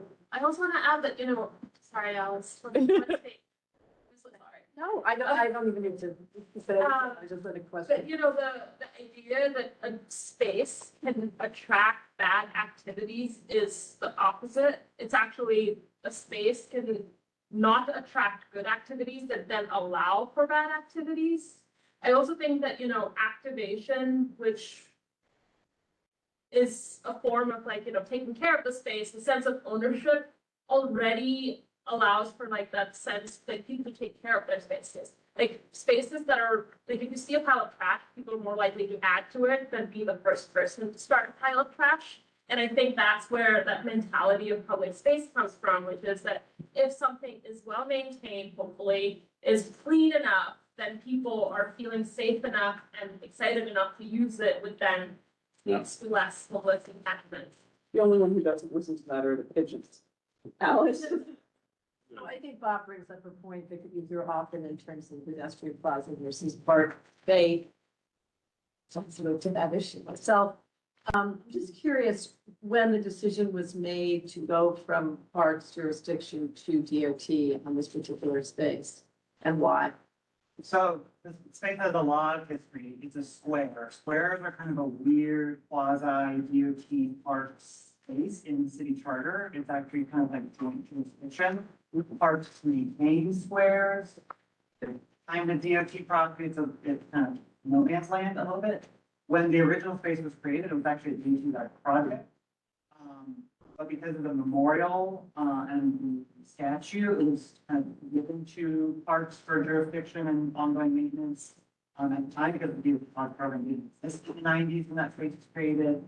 At this point, this project was initiated. DOT saw the opportunity to leverage the DRI funding to do this big project to kind of solve some of the transportation problems. And in discussions with parks at that time, we wanted to build on the work that we've been doing with Blair Street Plaza, which is another DOT plaza, to kind of create this considered space. And we really did think that it would fit within the DOT realm more so than the parks realm. Because parks definitely have spaces in the area. So it's a little bit of kind of the priority of the space. We really feel like this space will function as a transportation network, as a fits within kind of our DOT project realm. But it also allows us to consolidate maintenance. So we're able to just kind of join Doyer and Himlau, have one maintenance entity, kind of simplify the bureaucratic red tape, create one area, and parks can kind of like do what they do best. Room and manage the park space. So in that part, it looks beautiful to have the extraordinary amount of what's shown here in green. In fact, I would advocate for more green on those sidewalk pieces, which are often a little bit of a no man's land, and I don't know where DOT is on that, but in terms of, yeah, that one, you know, those less beach color and more green, you know, who, with the DOT Parks relationship for the green spaces, how does that actually work? Is Parks really in there putting all those trees in and then it's up to the Chinatown bid to make sure they survive? Probably not. So how does that really work? So if it's a standard, street tree, those would be Parks' responsibility to maintain. But then any supplemental plantings, like any understory planting, for example, or low-level planting, it's a standalone planter, that would be the responsibility of the bid. So they both go in at the same time, They would go in at the same time. if they have mixed greenery? Well, I mean, from a tree maintenance perspective, it's like a regular, it's not like, and so it's pretty minimal from the parks standpoint. They do, their responsibility is all trees within the right of way, right of way. So their day-to-day maintenance of that tree. So DOT is the trees. My issue with dogs. And then just with just one other question. Years ago, I remember looking at some of these, I remember where DOT said, well, people advocated for more green in these large sidewalks areas. And it was said that, well, DOT doesn't have in their kit parts anything that's going to be sustainable yet in terms of sidewalk materials. Well, since then, we've read things that, in fact, that's changed. Where is the department with, these large pieces of, whatever material it's made out of? Is there sustainability now built into these, extensive sidewalks? And can they have more green, or who is responsible for the green in those areas? My concern is it not green or greener because in fact, it's not really the Chinatown Partnership or whatever bid that's responsible for those areas. And it's not really DOT either to maintain the undergrowth. So I'm just curious, can you get more green in there? And if so, who would be responsible? I think we can explore more green. We're really trying to balance the amount of green, usable space, elevations. It is a plaza and a park, it's Some great infrastructure, Some great fire lane access. Yeah, I'm talking about the sidewalks themselves, some of the, these. Yeah. Yeah. These Like very across large, the streets, yeah. right? All of this, all of that, right? The areas that you're showing up here and here, this is all DOT responsibility. And so DOT would then be responsible for anything green in those areas. No, No. so any plantings that you are describing would be the responsibility of our partner. So So that still would fall on the partner. That's what I want to know. Okay, thanks. It's also, Finish, and then I have another question that goes along with partner and design and planning. And I just had the one answer I didn't get yet is the sustainability factor of the new material that's being used on sidewalks. Is there a change in your kit of parts of DOT to allow for more sustainable, more resilient sidewalk We material? do for our large capital projects, so you might be talking about like more of our in-house projects where we do the planters, a little bit more like minimal.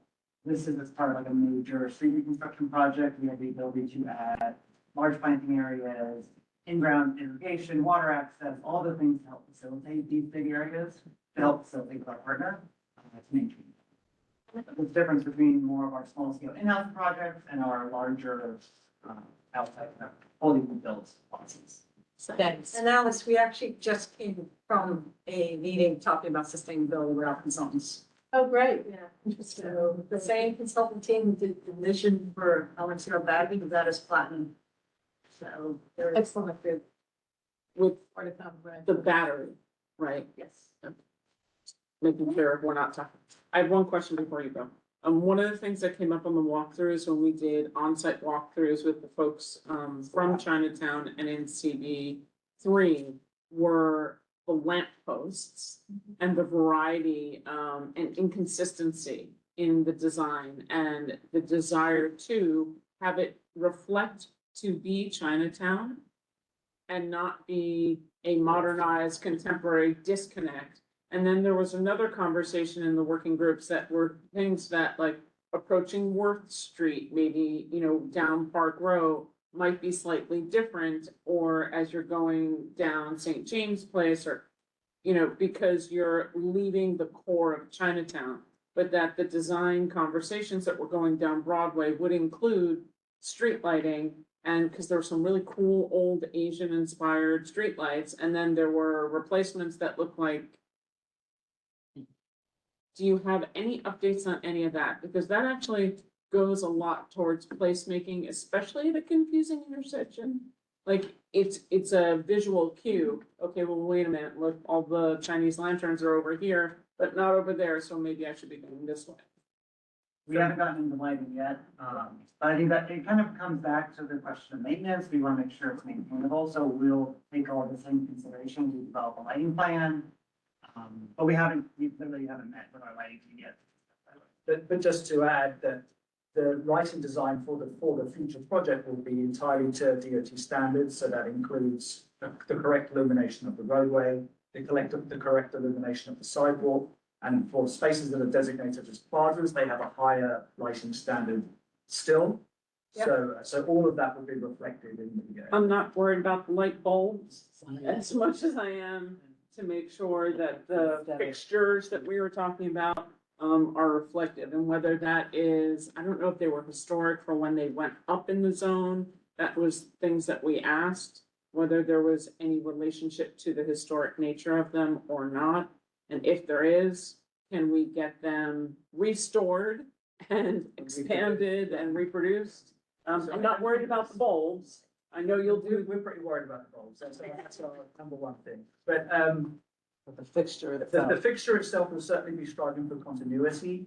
We will be focusing on using DOT standard fixtures. Purely, principally, that's not principally from a maintenance perspective. Anything that was non-standard will become the responsibility of our partner, and we're extremely cognizant of not overwhelming the bid or any partner with additional maintenance tasks. So we'll be starting the lighting discussion with the presumption of using a DOT standard fixture, but there are several options to choose from. So. I want to add that there's standard DOT lighting, but there's also an opportunity to think about lighting for the cultural markers that are going to be 3 of them here.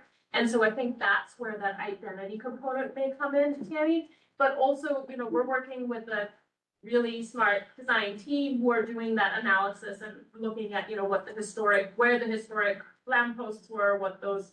So what I'd love to know, and whether we need to have you, because you're the agency partner, or NEC, go to Landmarks and have those conversations. It's diluting the identity. If you're not using the markers and the lighting that's kind of there now, right? The DOT standards are completely neutral. They are neighborhoodless, and they are in every single neighborhood. It's like when people say to me, oh, we can put a bench here, and it looks like every other bench in every other place in every other city, and there's nothing contextual. Chinatown spoke out really strongly about maintaining identity. And that was the largest conversation about the memorials and about everything that goes in here, right? And so I'm not trashing your DOT lighting fixtures and your standardization. That's why I said it's not about the bulbs, it's really about the fixture. And if it is landmarked, right, and it was part of the landmark district, then we think that that should be the priority versus the standardization. You can dress it any way that you want on the exterior, as long as it looks contextual. But I think otherwise it's a consistent dilution of a very esoteric part of a neighborhood that's identity based. Yeah, to clarify, if there are designated historic holes within the project limits, then we will work with LPC to preserve those. I don't believe there are, but we can confirm that. We do have instances of other plaza projects where there have been historic holes. And so we have specifically worked with LPC to restore those. As I said, I'm not sure that that's the case here, but we can definitely. Yeah, I mean, I think when you heard a lot of the feedback from the members in the area was to be contextual, to maintain identity. And when we did the walkthrough, and I don't remember who was our walkthrough guide, they clearly understood what we were talking about and what all people there were saying. And that was a big part of it. From when you're in the intersection, if you turned around to East Broadway, that would have a different lighting and feel than you would if you were facing Chinatown and Bowery. And that was really important. So I bring that up, I will say it in 1,000 ways, because The lane. when you're looking at, I know this is only a plan view and the devil will be in the One lane. details, but that should Side. come all the way down to the ground. We shouldn't be walking through something that's akin to Eighth Avenue here, would we? Bob, Tricia, you can cut me off because I'm next on the agenda, but I have this burning sensation with, since I'm here with EDC. What percentage of people that eat and shop in Chinatown, where do they come from? How do they get there? When I was a kid, my grandparents from Jamaica, Queens, drive in, park their car every Sunday almost, and go to the great restaurants in Chinatown. And what I've noticed is Chinatown is still very much beloved by tourists. But especially, they come, I shop in Chinatown, and I see a lot of people from other areas, they're coming from uptown, they're coming from Queens. How do they get there? And, you know, I know this is not vogue for 2026, but you put in a 5-story parking garage there, no one's gonna do that anymore. But, Yeah. right, but you get, you know, but now people are coming to Chinatown who are tourists. It's, I don't know what number they are on the, ranking, maybe they go to Seaport, maybe they go to Rockefeller Center, but Chinatown, and there has to be a way, a budget, to tell tourists, come to Chinatown, because it's just a fabulous place to hang out. So what are we doing about that? As you can see from one of the earlier slides, is that it is the knuckle, right? And I think when you create a space and you create a story and you create something for people to come to, it will get into the Instagram moments, it will get into all the tourism coming. When it comes to people who live in Chinatown, you're right, the Italians have left Italy. A lot of the Chinese people live out in Queens or in Brooklyn, and they don't know Chinatown. They used to take the cars, go into Chinatown, shop and eat, and then go Yeah. home. So much of it is also a younger culture. Right. People on bikes, they get dropped off on Ubers, they may be walking. Yeah. I'm just asking how they, what, Bikes, Ubers. the Chinatown restaurants that have been there who are challenged, they're not, you know, they're not going on, you know, Instagram and things like that. Is there a way the city of New York can help those businesses, because they surely give a lot of jobs there? Just like this? No, I'm not talking about nuts and bolts infrastructure. You know, yes, they get there, people are gonna love it. But get, Urbanization helps. It's like Word of globally mouth. known that downtowns thrive on people pausing, not just driving through them. And so creating this place where it's easier to walk and, you know, peek in and see And- your. yeah. One of the other key juncture for tourism that we're looking at is that Park Row study, where, you know, there's that dingy staircase that comes down from Brooklyn Bridge, and there are millions of. but to tourists. Tammy's point, Tammy's point, when someone comes to Chinatown, they should know they're in Chinatown. Yeah. There should be Chinese signs there should be Chinese things and there. that should be part of the redesign Right, aspect. right. And The not design descent- language should be. Not reliant Aesthetics. totally on Plaza Partner. Right, For example, Bogardus was designed very specifically around a specific area. Yeah. We're hoping when we do see things that are planned in this area beyond the basic toolkit, right. that there is contextuality. And with that, I bring it to What close? Brendan. To close. I was just gonna recenter the conversation, never focus on I think the statue or whatever in the square. Do we have more questions around that? If not, we can probably move on. Do we need to write a resolution? We do not. Not. But we do need There's one for nothing the to write. next topic, which also probably Correct. somewhat neat. Eric? Nana, did you want? I had a Yeah. question. There's a bid that comes up. I don't know what this bid is. We can have him come, it's the Chinatown bid, they have a small part of CB1 as well. There are a couple different organizations in Chinatown. They have slivers of CB1 all along the north side of our district. And we can have Wellington, we can invite Wellington to come and chat with us. But what I have seen of DOT plazas, they usually partner up with the developer and the plazas are well maintained and are much better than anything that's. Sometimes, Department. sometimes. You know, if it's on their It's, property. There are many DOT plazas in Midtown, which, you know. Yeah, but they're that's, very well it's an interest of the So I developer. asked what this bid is. It's their property. It's a DOT project, so it's going, and specifically, maybe the ones you're thinking of, in Midtown, they're all maintained by the bids in that area. So- so- Yeah. That's what you're saying. I think we're saying the same Thanks, thing. where the- Yep. Yeah. Okay, Eric, last question, then Yeah. we're going. Thank you. Can you go back to that previous slide? Which previous? The There were one no- was with the sand colored and the green. Ah, Yeah. the plan. Plan.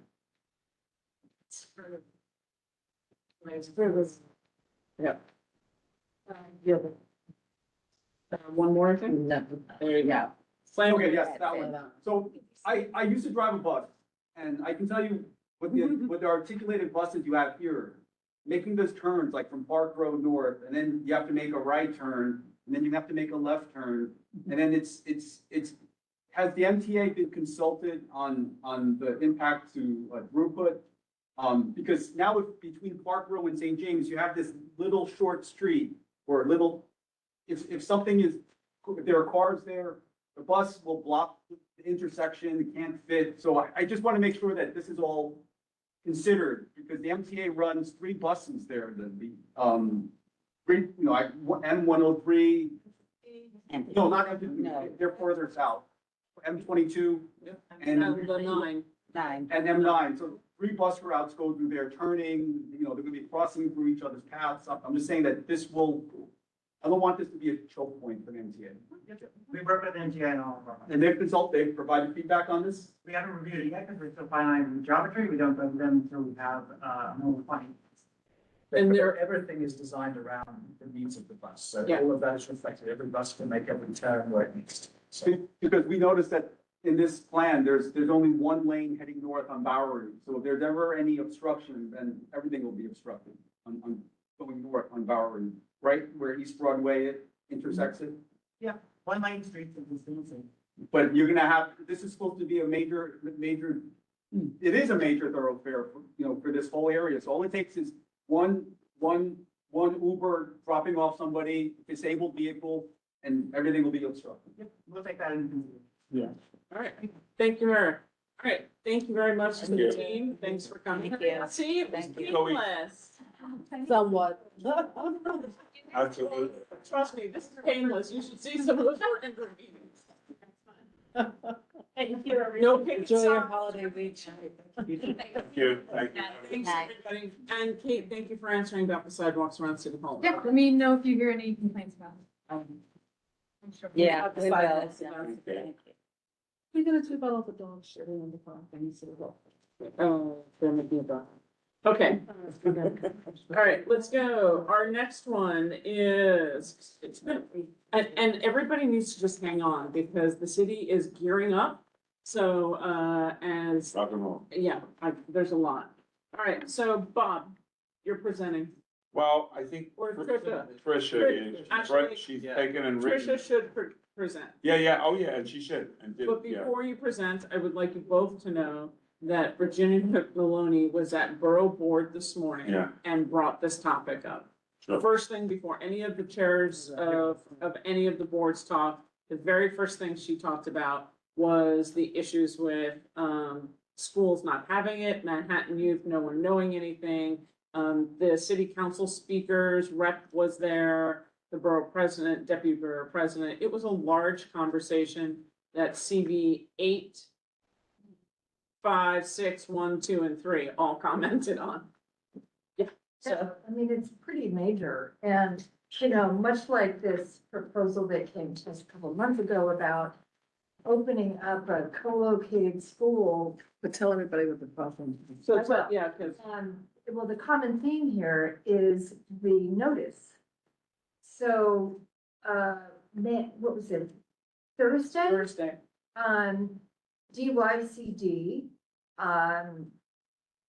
informed Manhattan Youth that 13 of its 23 after-school program contracts would not be renewed for the fall.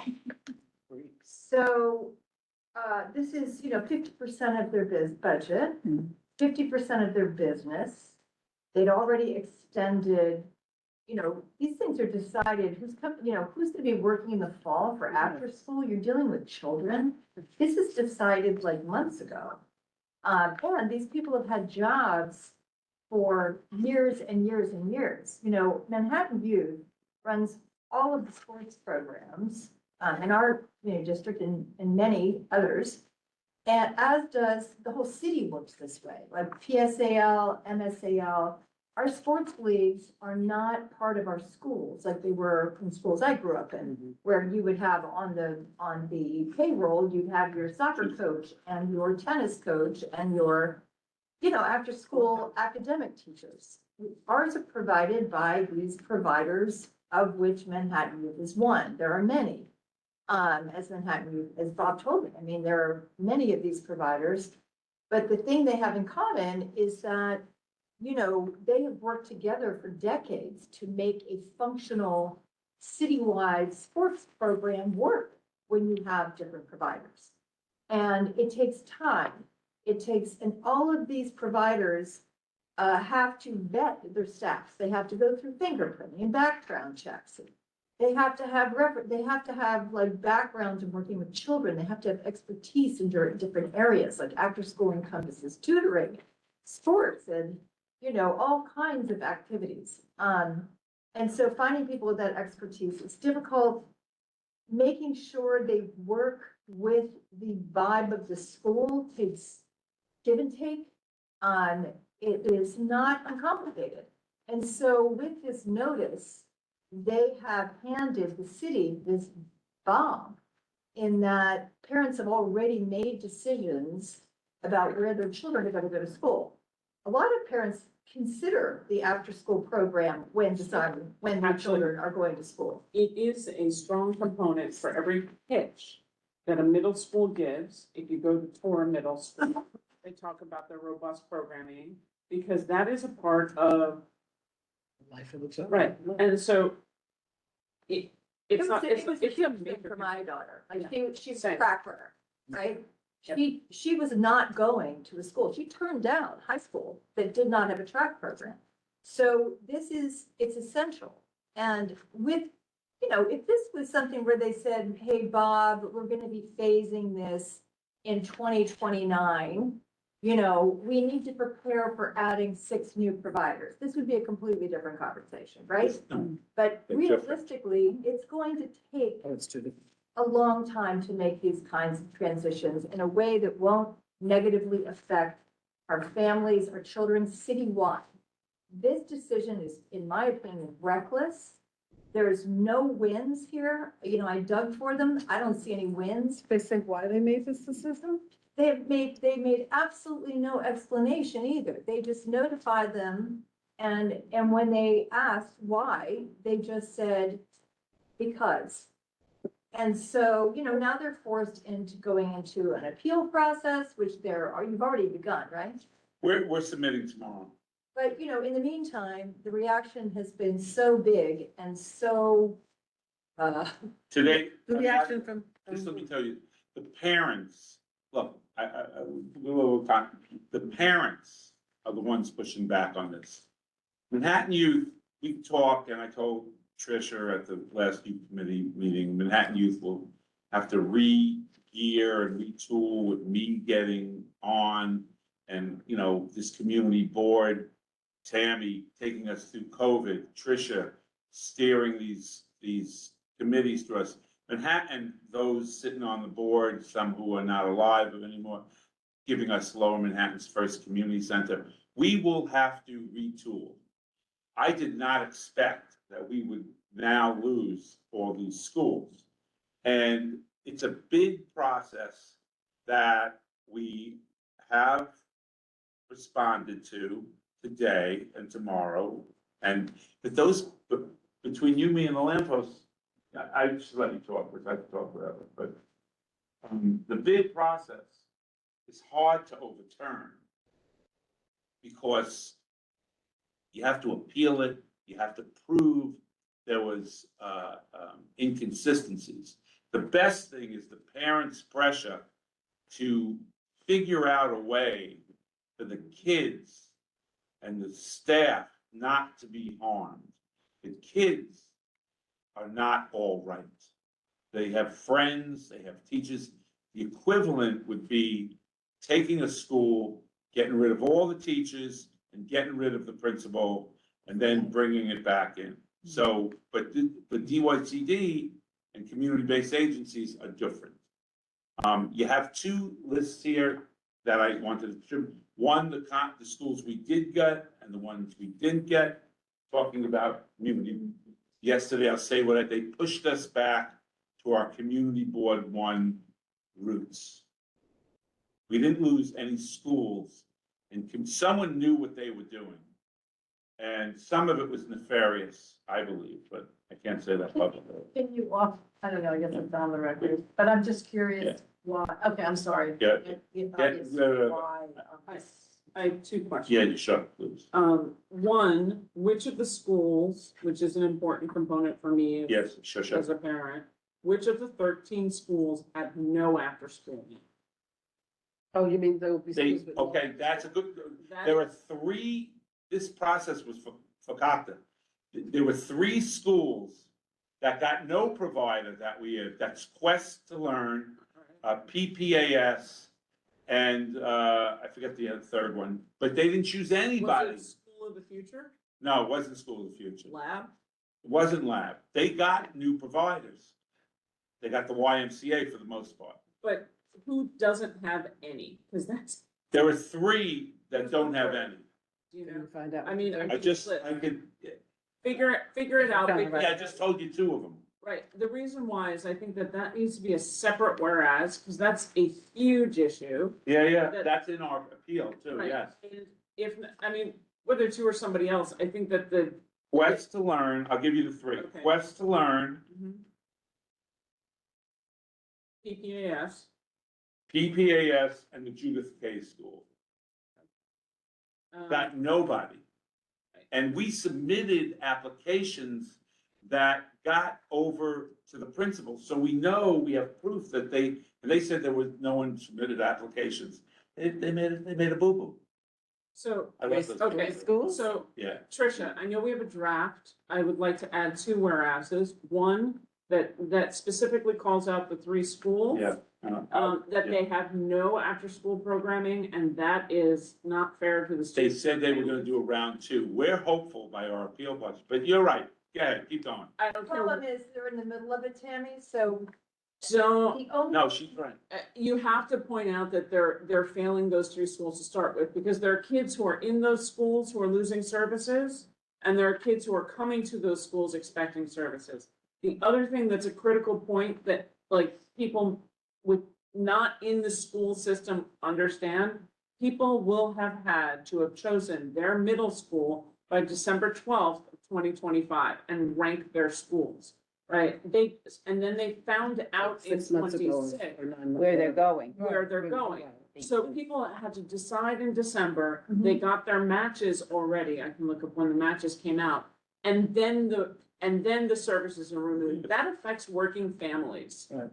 Right, so there's a lot, those are the two nuances that I think really need to come in here. It's December 12th was their deadline, and then, For people choosing the schools. for people to choose, and then I'll tell you. But no, I mean, they chose because if they're working parents, they expect their kids to be in program for such and such Correct. a time. Correct. End of the Right, business so they day. can get So they can pick up their kids Right. and know where I'm they gonna go are. around the table, Brendan, you started, and then Jeff, and then Francis.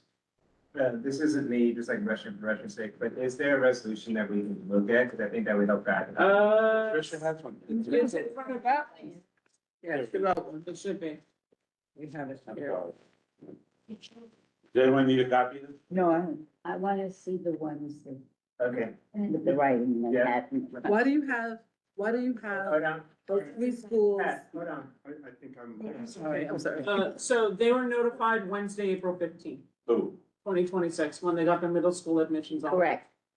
So this is a month after they've decided, And you're actually pushing people who are who have nothing to then have to make decisions. Do they stay in the school they're in or try and appeal their middle school education, which is also not a good thing. The point I was gonna make, and I don't know if it's in the resolution draft, because I wasn't focusing on this and I quickly read through it. Bob, you just mentioned that the schools that you retained are CB1 schools. But I can see easily from this list that although a number of these schools are not actually in CB1, they Right. serve CB1. It's in the resolution. It's in the I think, resolution. right, Chair? Yes. It does. This They whole serve, list. they all serve families. Yes, in and CDD. so I add that, the principals of Lab, Baruch, and Wagner hold our feet to the fire as to what, I want this, my kids went to Lab, I want So did this. mine. I want this program with this teacher, and their teachers, DOT, half of the staff that we employ in middle school, that we pay union rate, are DOT teachers. They're not gonna, Tricia was saying 12 weeks, they don't have 12 weeks, they gotta get new OCFS, Certification. every certification, new permits to work in the school. Teachers have to be then onboarded by the new agency and cleared by the Department of Health. It is going to be a shit show, and what I think will happen, this is just me, they're not gonna expect. DYCD is gonna say, give them 6 months, they're not gonna they inspect us once every 3 months. And they tell us, oh, this person hasn't been cleared. In terms of the sizes, the amount of students in each of these schools Sure. that'll be affected, it's probably a difference in each one. Yes, And for Tricia's, daughter, like, what if she picked out a school that had the track, and now they find out after this, they don't have track. they don't have track because the program's been, they don't know how many. Did she change schools? Did she change schools? No, Not easily at all, once you tell them. Keep schools in this community district after you gotten your in assignment. anywhere in New York City is. It's so. You have to prove part. No. No. No, You you cannot. You cannot, if my kids are, I can send it to any after school I want to send it.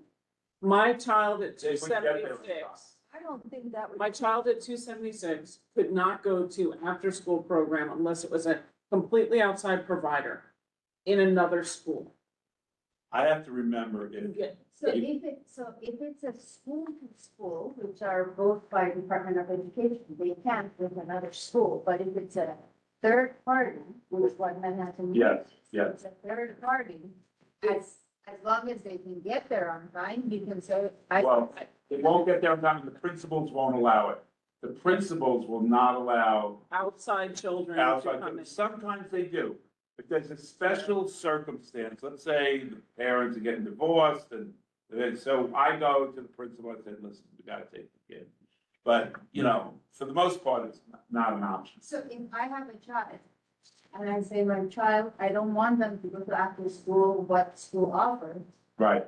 I can take them to any school afterwards, which is what I have been doing with my child. What school do they take them to? What school do you take them to? If he doesn't go to another school, he goes to programs, after school programs. Not in schools, not in schools. Yeah, they can do that, yeah. Right, so you take your child, this is exactly the point. I did not pick up my children, She's available. Yeah, you're don't- available. wait, hold on. All of our programs are free. There's no charge. Someone pays me. Yes. The but- BYCD. yeah, But you BYCD. don't pay, you don't pay. That's like- Yeah. It's not paid, and most of the people are working people who have no other access. They can't take their children to the program. Correct. They work like Zach or somebody, and they can't get there before 6 o'clock at night or whatever it is. So the 47,500,000 and whatever, what does that? Over 6-7 years, that's what we'll get for those operating those schools. That's about what we're losing too, over 6-7. I was gonna say. It's not a year. We can't, I was just, it seems like the most salient part of this, but besides knowing you and your history and all of that, Yeah. you have 3,000 people plus, at least according to this Yeah, that- today, that's just like it's today. I think that's the. Yeah, yeah. Board should be supporting something that represents the public's perspective, yeah. not because we're friendly. with- Yeah, I agree. That's Because you have why- to be careful here. That's important, and I that's, agree. I assume. what And this, the- and this resolution is, Chosen the schools based. on this the program. resolution is by the addresses the harm to children. So did we address in the resolution the fact, the way everybody's talking about, the fact that like the kids, parents have chosen school and that's changing, from the state decision? So, Let's make sure. Tammy asked for that.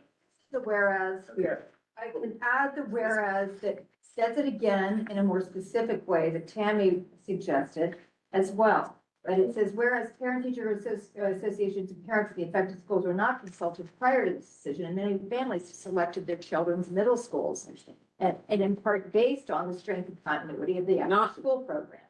So it's obvious that the school that they're going to in the fall is already been selected You in have to mind. say something about the deadline was.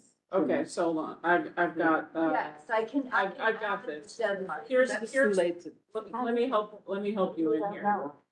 To me, it's a little obvious, says- but. I took out many families and just put, families selected their children's middle schools by December twenty twenty-five. Based on And the after-school program. may have in part based this choices on the strength and community and continuity of after-school programs. So just and edit to that whereas. Yep, I got that. Okay, That December 25. The final whereas clause is that one has a responsibility to advocate for the children and families who make up the fabric of our community and the abrupt, unexplained elimination of these programs. But you just said these programs are existing in our community board. I'm a little confused. So No. the Yeah, you way can say it that. works, any student in our community board, anybody in CB1 is eligible to go to almost any middle school. Specifically, all the schools that are on the list. No, but Bob Open- said it would affect our community. It does affect our community because my kids could have gone to any of these middle schools. My kids, in fact, did go to Loud. Yep, So So there, So they leave the neighborhood, a lot of them for middle school, Alice. So in the popular schools I don't know for if that's our. in here, but I would make that It clear. is in there. it Okay, is. great, sorry, I didn't read it. Yeah, like Baruch is, the kids are zoned for that school, Exactly. right? So then you've got that Sauk is a really big school, School of the Future is a I know, big I'm- school. The only I other have a kid that did that too. So the only other thing I'd like to highlight is the 3 schools that don't have anything, because I think that's criminal, criminal. And PPAS, unconscionable. very, very That's in specific, our petition to the city. very specifically, PPAS is a performance-based school, so anything that's Very an nice. after-school programming is a different service than they offer in the school, and you've now just limited that for kids. And you can't just go to, I mean, I think- performing schools. I don't wanna, I wanna keep my hands off this as much as possible, but is it possible to reverse, no changes, the bottom therefore be resolved with the one on top of it? Because the last one, both from the speaker, the mayor, and the commissioner of DYCD, and I would hope that this resolution would get to those 3 people. Does that, Zach, is that how it goes? You're gonna, because they're in this resolution, you guys would send this resolution to those 3 people? And it goes by And it would email go- or? It would go to DYCD, DOE, it would go to the school superintendent, it would kind of go. And most importantly, the city council and the commissioner of DYCD. I have been told, don't piss anybody off. And I don't know this current commissioner, and I didn't know, I only chit-chatted with the former commissioner, but from Bill Chong to the commissioners before that, I knew that, but I know other people that have, I'm not a player anymore with the commissioners, you know, I just sat here in Tribeca and AJ. All right, I need to be careful here. Yeah. Because hang on a sec. I think the first therefore be it resolved, the second one has to say that we urge DYCD to reinstate Manhattan Youth as the school provider at minimum for the 3 schools that have 0 after-school programs. Absolutely. Sure. I am concerned about, I don't know, and I guess the question is, did the other 10 get programming of some kind, any Yeah, kind? yeah, yeah, yeah. They have new My guess providers. is that they're gonna announce the 3 schools providers in another week. No, they're gonna do a round, I believe they're gonna do another round two. I think they're gonna do a round 2. I think what's happening here, Tammy, is that they're grabbing at this. Something has happened. Yeah, And they haven't told us what has happened, right? So, and they're in the middle of it. So my guess is that they'll assign something to those 3 people. 3 schools. 3 schools. It shows the sloppiness of Right, what's it happening, shows the right? dropping. So I They don't probably think got they're a gonna note leave that the said, schools "Cut without a provider. You have to bring it to their But attention. you have to bring it to me. Totally bring it to their attention, but Okay, my so- guess is that it'll happen this Here's, week. here's the sticky wicket where where we're in. Yeah. We are advocating for the 3 schools to have something, because they have nothing. And Bob brought this to us, so that's fantastic and perfect. It's the other 10 schools that I'm gonna struggle with, because we need to ensure that if it's the will of the principal, that that's a fair thing that we're advocating for. We're not just saying, we love Bob, Yeah, yeah. Bob's our guy, But Bob's your uncle, so No, don't no, choose. but let me be clear here. Let me be clear here. It's not because we love Bob. The principals have chosen Manhattan Youth as their first choice. All of Lab- that? Yes, I have letters This from whole the list? no, those are the ones, yeah, yes, at those schools, That's what at she's Lab, asking, is- at Seoul, at, That's what Tammy wants to know. School of the Future. The principals have chosen us. I do. And the parents are choosing us. Not that we, So to your point, let Tammy, me be very clear here. If it wasn't for, it's terrible to say, off the record, if it wasn't we're for on the record. I know, but let me say it as an open, transparent person. If it wasn't for my staff,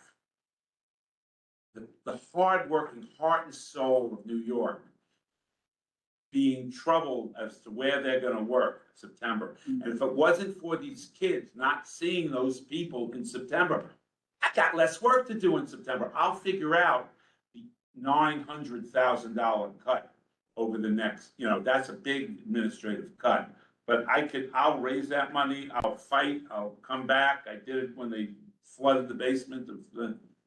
But the real issue is the kids and the staff. It's Now, not- there's a different, Can we just move ahead and that you So- have to sort of, if you want to be sitting here, recuse a little bit. Yeah, I think your main point is you have letters from principals Yes. identifying this as a Yes. critical issue. Yeah. They should be part of your whereas. And parents. Our whereas. I'm not gonna look I at think- Well, And Bob can parents. participate in the Can't vote. full discussion. Andrew's got his hand up. He's gonna go next. But he already knows, he's already admitted who he is, and that he will be recusing from his Yeah. vote. Right, I'm not, Right. I'm not. Yeah, I'm no, not- no, you're saying something. I'm saying something different, which is, I've said it before, which is if you could give those letters as something that we could identify as, or just to say that the In principal our- X, Y, and Z. Tomorrow, schools- in our testimony, or whatever you call it, to the appeal, the letters are attached from the So principal. why don't you send them? Look, as and if you read tonight? Chalkbeat today, But that's all I Send it to us, just send it to us. Okay, what does Andrew have? Andrew, send it to who? And- Tricia. no, And, Back. okay, because I'm doing the rest. I got 4 letters. Andrew? Andrew, you're up. Thank you. Andrew, you're up. Yeah, can you guys hear me? I'm in transit, so there might be yes, some. yes. Yes, Okay. good. So I am in transit. I don't have the language in front of me anymore. Is there any language that recommends they hold off on actions for the 2026, 27 calendar year and look to phase any required actions they think are required for the 27, 28 school year? In other words, they don't take any action now because of all the reasons we're citing, that to try and do this for next September just seems really difficult. So for now, not to consider And- doing anything until September of 27. So what you're saying is renew the contracts as existing For another year. for 26, 27, and take action based on a new plan or whatever they've decided for 27, 28. So that parents So that- are informed when they pick their schools of who's gonna be there and what's gonna happen. But we haven't even gotten And any I'm not- information from them why they're doing this. Well, that's I'm saying the material for the 13 schools, don't make the change this year, make the change for 27, 28. But how can we recommend them making the And change in 27, 28 when we don't know what it looks? Because at that But point, then you'll there's an find out. opportunity for more transparency. Yeah, it'll give you And a there's an chance. opportunity, Some time. there's an opportunity, if it's not gonna be Not gonna Manhattan happen. Youth, Right. and it's, let's say, YWCA YWCA is resay then it. meeting with the families Right. and able to offer services, and people know what they're getting. But they're not gonna. You know, they're launching this a month before school ends. But they'll do it the next. But sorry, if I could, if I can just, sorry, it's tough. Hold on, guys, stop. Andrew, can you finish? Yeah, sorry, it's tough. It was tough to hear everything that was said. One of the reasons why I was proposing that language is not because I support change, but it gives the benefit of time to do the required lobbying that's going to be required here. Well, I think that makes sense. I mean, it would require, in my opinion, I would never say, sure, go through with it in that year, because they presented nothing. Like, it wouldn't make it better just to make it a year later, but I think Andrew's point in that it would give us time to get the information and lobby is valid, and I think, we could include that in here. Yeah, you could say at a minimum Zach that has that you urge. We're saying all the same things. Zach, I think the only issue is these are, these Compass are citywide, so you don't want to be making changes for. We're limiting for it to the Bronx 13 schools. geographically. Yeah, we're limiting it to says, so Community Board 1 calls upon the New York City Department of Youth and Community Development to immediately halt the process and allow the schools on the non-renewal list of MYRR to operate as it had this year. As it has. For this year. As it had for 2025 to 2026 for the following year, the following 2027 school year. That if any change need be made, it be made in the following school year. with more transparency in the process. Yes. And Yes. any change. And also being, Needed. making sure that you're including, or like, leveraging the principal's point of view. Out. Because that's part of what. And the parents. 7. Principals and parents. To 8, to allow for transparency and engagement. We have to wait for a year for transparency. Can we call them and ask? Absolutely, no, because you're at May 15th right now, right? You've got kids that are going into the end of school and finals and all kinds of wrap-up stuff that they've got in every year, school sports and whatever. We're saying within that year. We're Yeah. not saying to wait a year and next year we find Yeah. out what's going on. No, within We're the saying year. In that year. In That's- October, whenever we. Say, why did you not include They- these 13 schools? They've tried that. Even if they do, if they continue down this road, then you have, from the 13 schools, put 3 schools of families in jeopardy because they have nothing, right? And you have 10 schools that have new programming that their kids, like, if they're in it on a team, that team may or may not be able to play and I follow. understand the issues, but I just don't understand why would they schools? Well, that's it. We Listen, don't you may know. not get that answer. We don't know. Yeah, I don't want to say on the record. you may not get that answer. That you're arbitrary, I mean, I'd love to. We're You're asking. arbitrary. Yeah. We made an actual sort of assumption in the whereas that Manhattan Youth did not oppose DYCD's any efforts to diversify or expand its provider base. Maybe that's what they were trying to do. I'm wondering, That's definitely what they tried to do officially. Gave the benefit of the doubt. in Somebody that could have gotten whereas. payola, you just don't know. So, but, you know, we just want to let them know You it's don't not know. about not wanting other providers or not a criticism of any of the other providers. It's a criticism of the timing and the disruption to the parents. And the students. I do this. We call And it. the plan, I mean, the arbitrariness of it. Exactly. I So, understand that. Second. Yeah, And just say let me ask- parents. Yes, I I would second. Two paragraphs, let it flow at the end, who you're asking to write to. That's the, and everything else, you guys write whatever you want. I have no hand Well, up. there's and- no more writing. Doesn't worry, you don't have to say another Yeah, word. but I Done. already said it. Be quiet. You don't have to say I another mean, word. do what you want. I mean, I'm along for the ride. One of the messages here. Okay. Hold on, I'm typing so we get Okay, but it we done got and then we're here. all agreed. Okay, so, hold on, here's what the first therefore be it resolved. Community Board One calls upon NYCD to immediately halt the process and allow the schools on the non-renewal list of NYRR to operate as it had during the 25-26 school year for the following school year of 26-27, and roll out changes in 27-28 to allow for transparency and engagement for the families, students, staffing, and schools, and put an emphasis on principal preference, school community support, programmatic performance, and documented harm. Period, performance. sounds good. Of longstanding youth programs. And the second one goes the same. Community Board One urges them to reinstate as an after-school provider at minimum to the 3 schools that have not been assigned any provider, Judith K, Professional, PPAS, Quest to Learn, and to work with the 10 other affected schools who may have had a preference and chosen MYR in recognition of it. Okay, I don't need to say that outed again. And MSAL stays the same, the last 2 paragraphs are the same. Okay. All right, is that Make work? the switch that Are we switching? I would The like last the two- commissioner the last Yeah. paragraph. Okay. Just flows. For me, I have no skin in that game, no that, but, Okay. All right. all right, awesome. We called and seconded it. All right, so this is a vote by affirmation. I need, Fanny, hold on, thank you. Vote by affirmation, are there any opposed? Hearing and seeing none online or in the room, are there any abstained?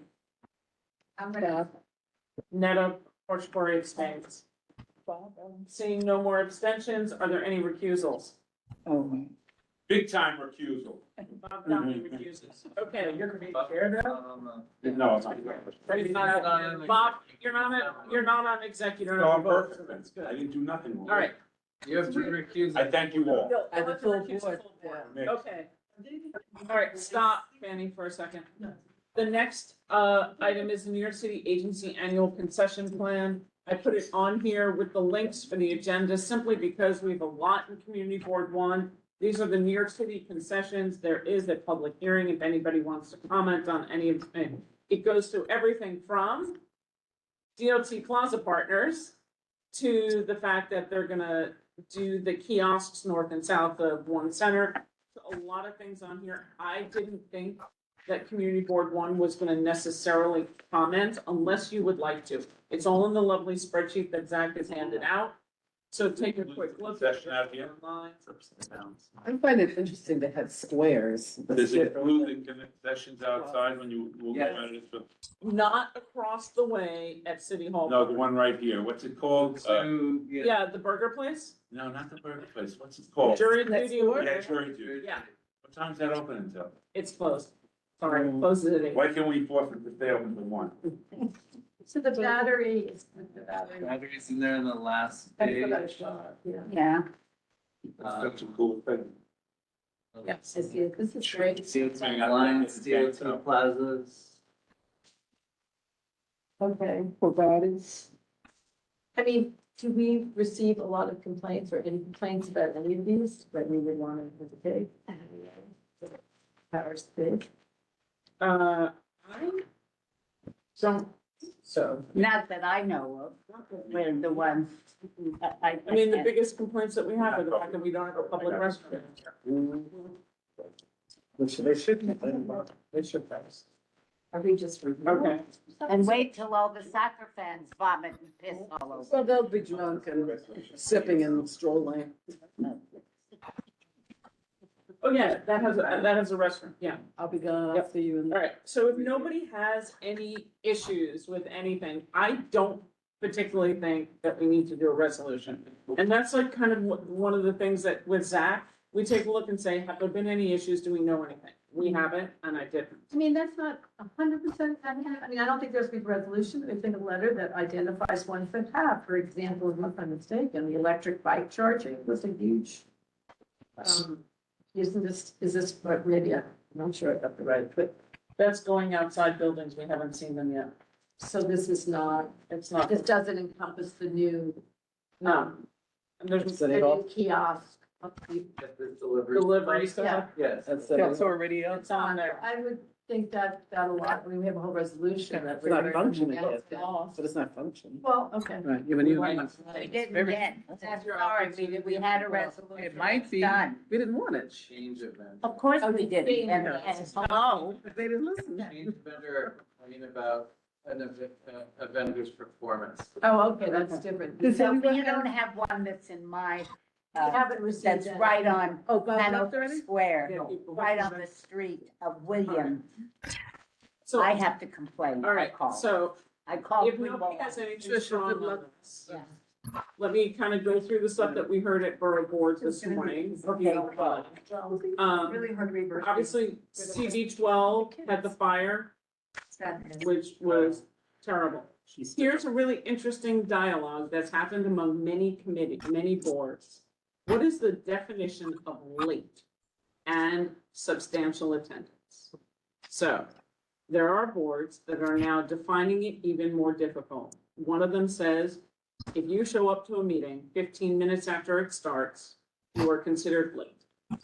There are boards that are saying there's no such thing as an excused absent, you're absent, you're absent. So there's been a lot more tied down. I will say that the borough president this year flat out told people it's 16 to 20 hours a month. If you can't do it, Yeah. don't stay.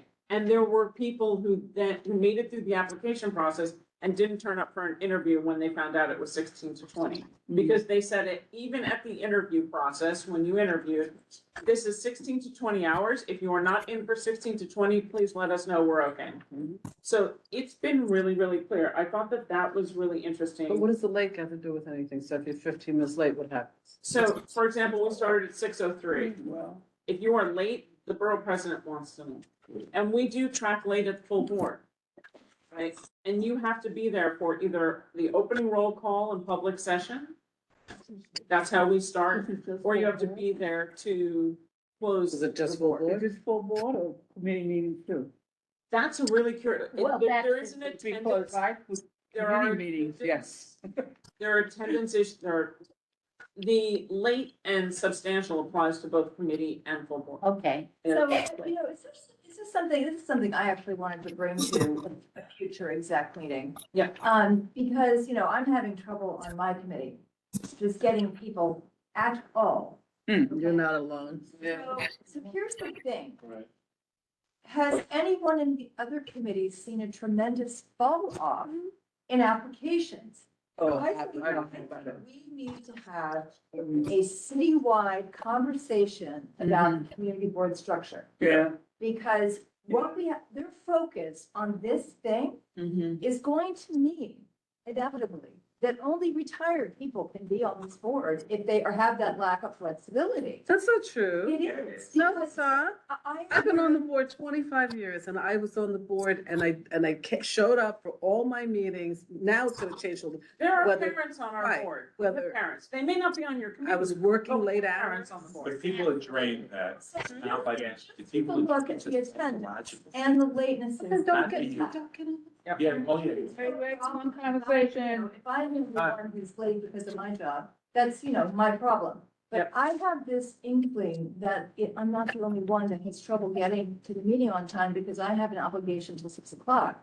But I think that we have to really look at where are our priorities like, because I personally believe that we need robust experience on community boards. We've benefited by having attorneys and realtors and land use. And they're not interested. And I think that if Nice. we don't get a little bit flexible, we're gonna lose our talent. But I also think that we don't want to have all attorneys. Term limits, gonna take a lot of people out. Because All right, You know so what I mean? we, The longer the discussion. board, we can do this another time.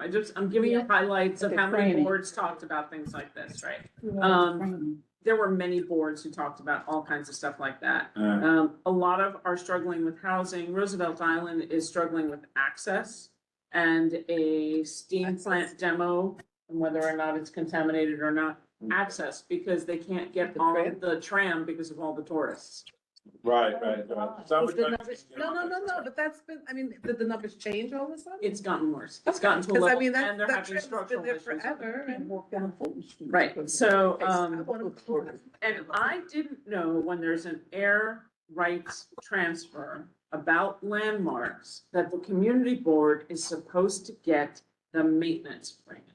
Supposed what? Get the maintenance You have agreement. to know what the. You're supposed to get the maintenance agreement That makes sense. included with it, which is something that we need never to done make sure that we do.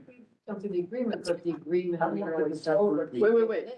If it's as of right, though? But Tammy, for the latest one, we got it. Yeah, we Okay. did get it. Yeah. That's good. That we did, we got it. Okay, good. Building. Let's see, we have a bunch of community boards who need staff. I will say that. There was a large conversation about Bill 1065, which is every community board is against. Just term limits for DMs. None of us want that. Boy, my God. It's insane. Stupid. It's Because Fill of out. prison sector, that's why. No, It takes forever to find it. Shush. All right, there were other conversations, a lot of us are doing trainings and, surveys, and trying to see how much people understand the district. CB4 is struggling to get their community benefits. And, from Hudson Yards. Oh, I heard it, yeah, I was there. Right, and then there was a large discussion about the budget for Parks Department, which is cutting PEPs. But there's not enough PEPs to start with. And then there were a lot of conversations about FIFA open container waivers, which is a sip and go. And people starting to see those coming in, and a lot of community boards, there's only 2 weeks. You only have 2 weeks to supply comment back, so there's a lot of concerns being raised about that. Well, there should be. Thank you, Tammy. Those were a lot of things that came up at Borough Board So you today. have to reply within 2 weeks? Is that what you're saying? If we get if someone sends Zach notification on Friday that We they have to. applied for a permit, and again, there are 12 days you can apply, no more than 4 in a row. Open file. And that is for street party, open, whatever the case may be, outdoor. The community board has 12 days, has 2 weeks to reply. Anything, We take once a month. That's interesting. It will go to any committee that it sits in. Yeah, we have to Alright. just do it. Our training is confirmed for June 23rd, which was the regular board member. It is 6 to 7:30. We need to be tight because we are not staying longer than 7:30. I'm just saying. This is like an example of that. So all of you. And it is But what not about virtual. those? 6 o'clock. 6 o'clock to Why is 7:30. it not virtual? No virtual. It Yeah, is what? about in person, For everybody. everybody. I'm getting off the plane. On the I loft, like that. in front of I the can't. loft by Bowling Green Bowling. on that street, there Working. was a car that Over. exploded. Yes. Yes. It was a department, car. It wasn't a private car. MTA park. An MTA. Thank you, Eric. That's It was an Somebody MTA who car. like congestion. And I think, Zach, you should try to find out. When people were Right. kept. Yeah. I don't know why. Can we adjourn? So. Did you just make a motion? Yeah.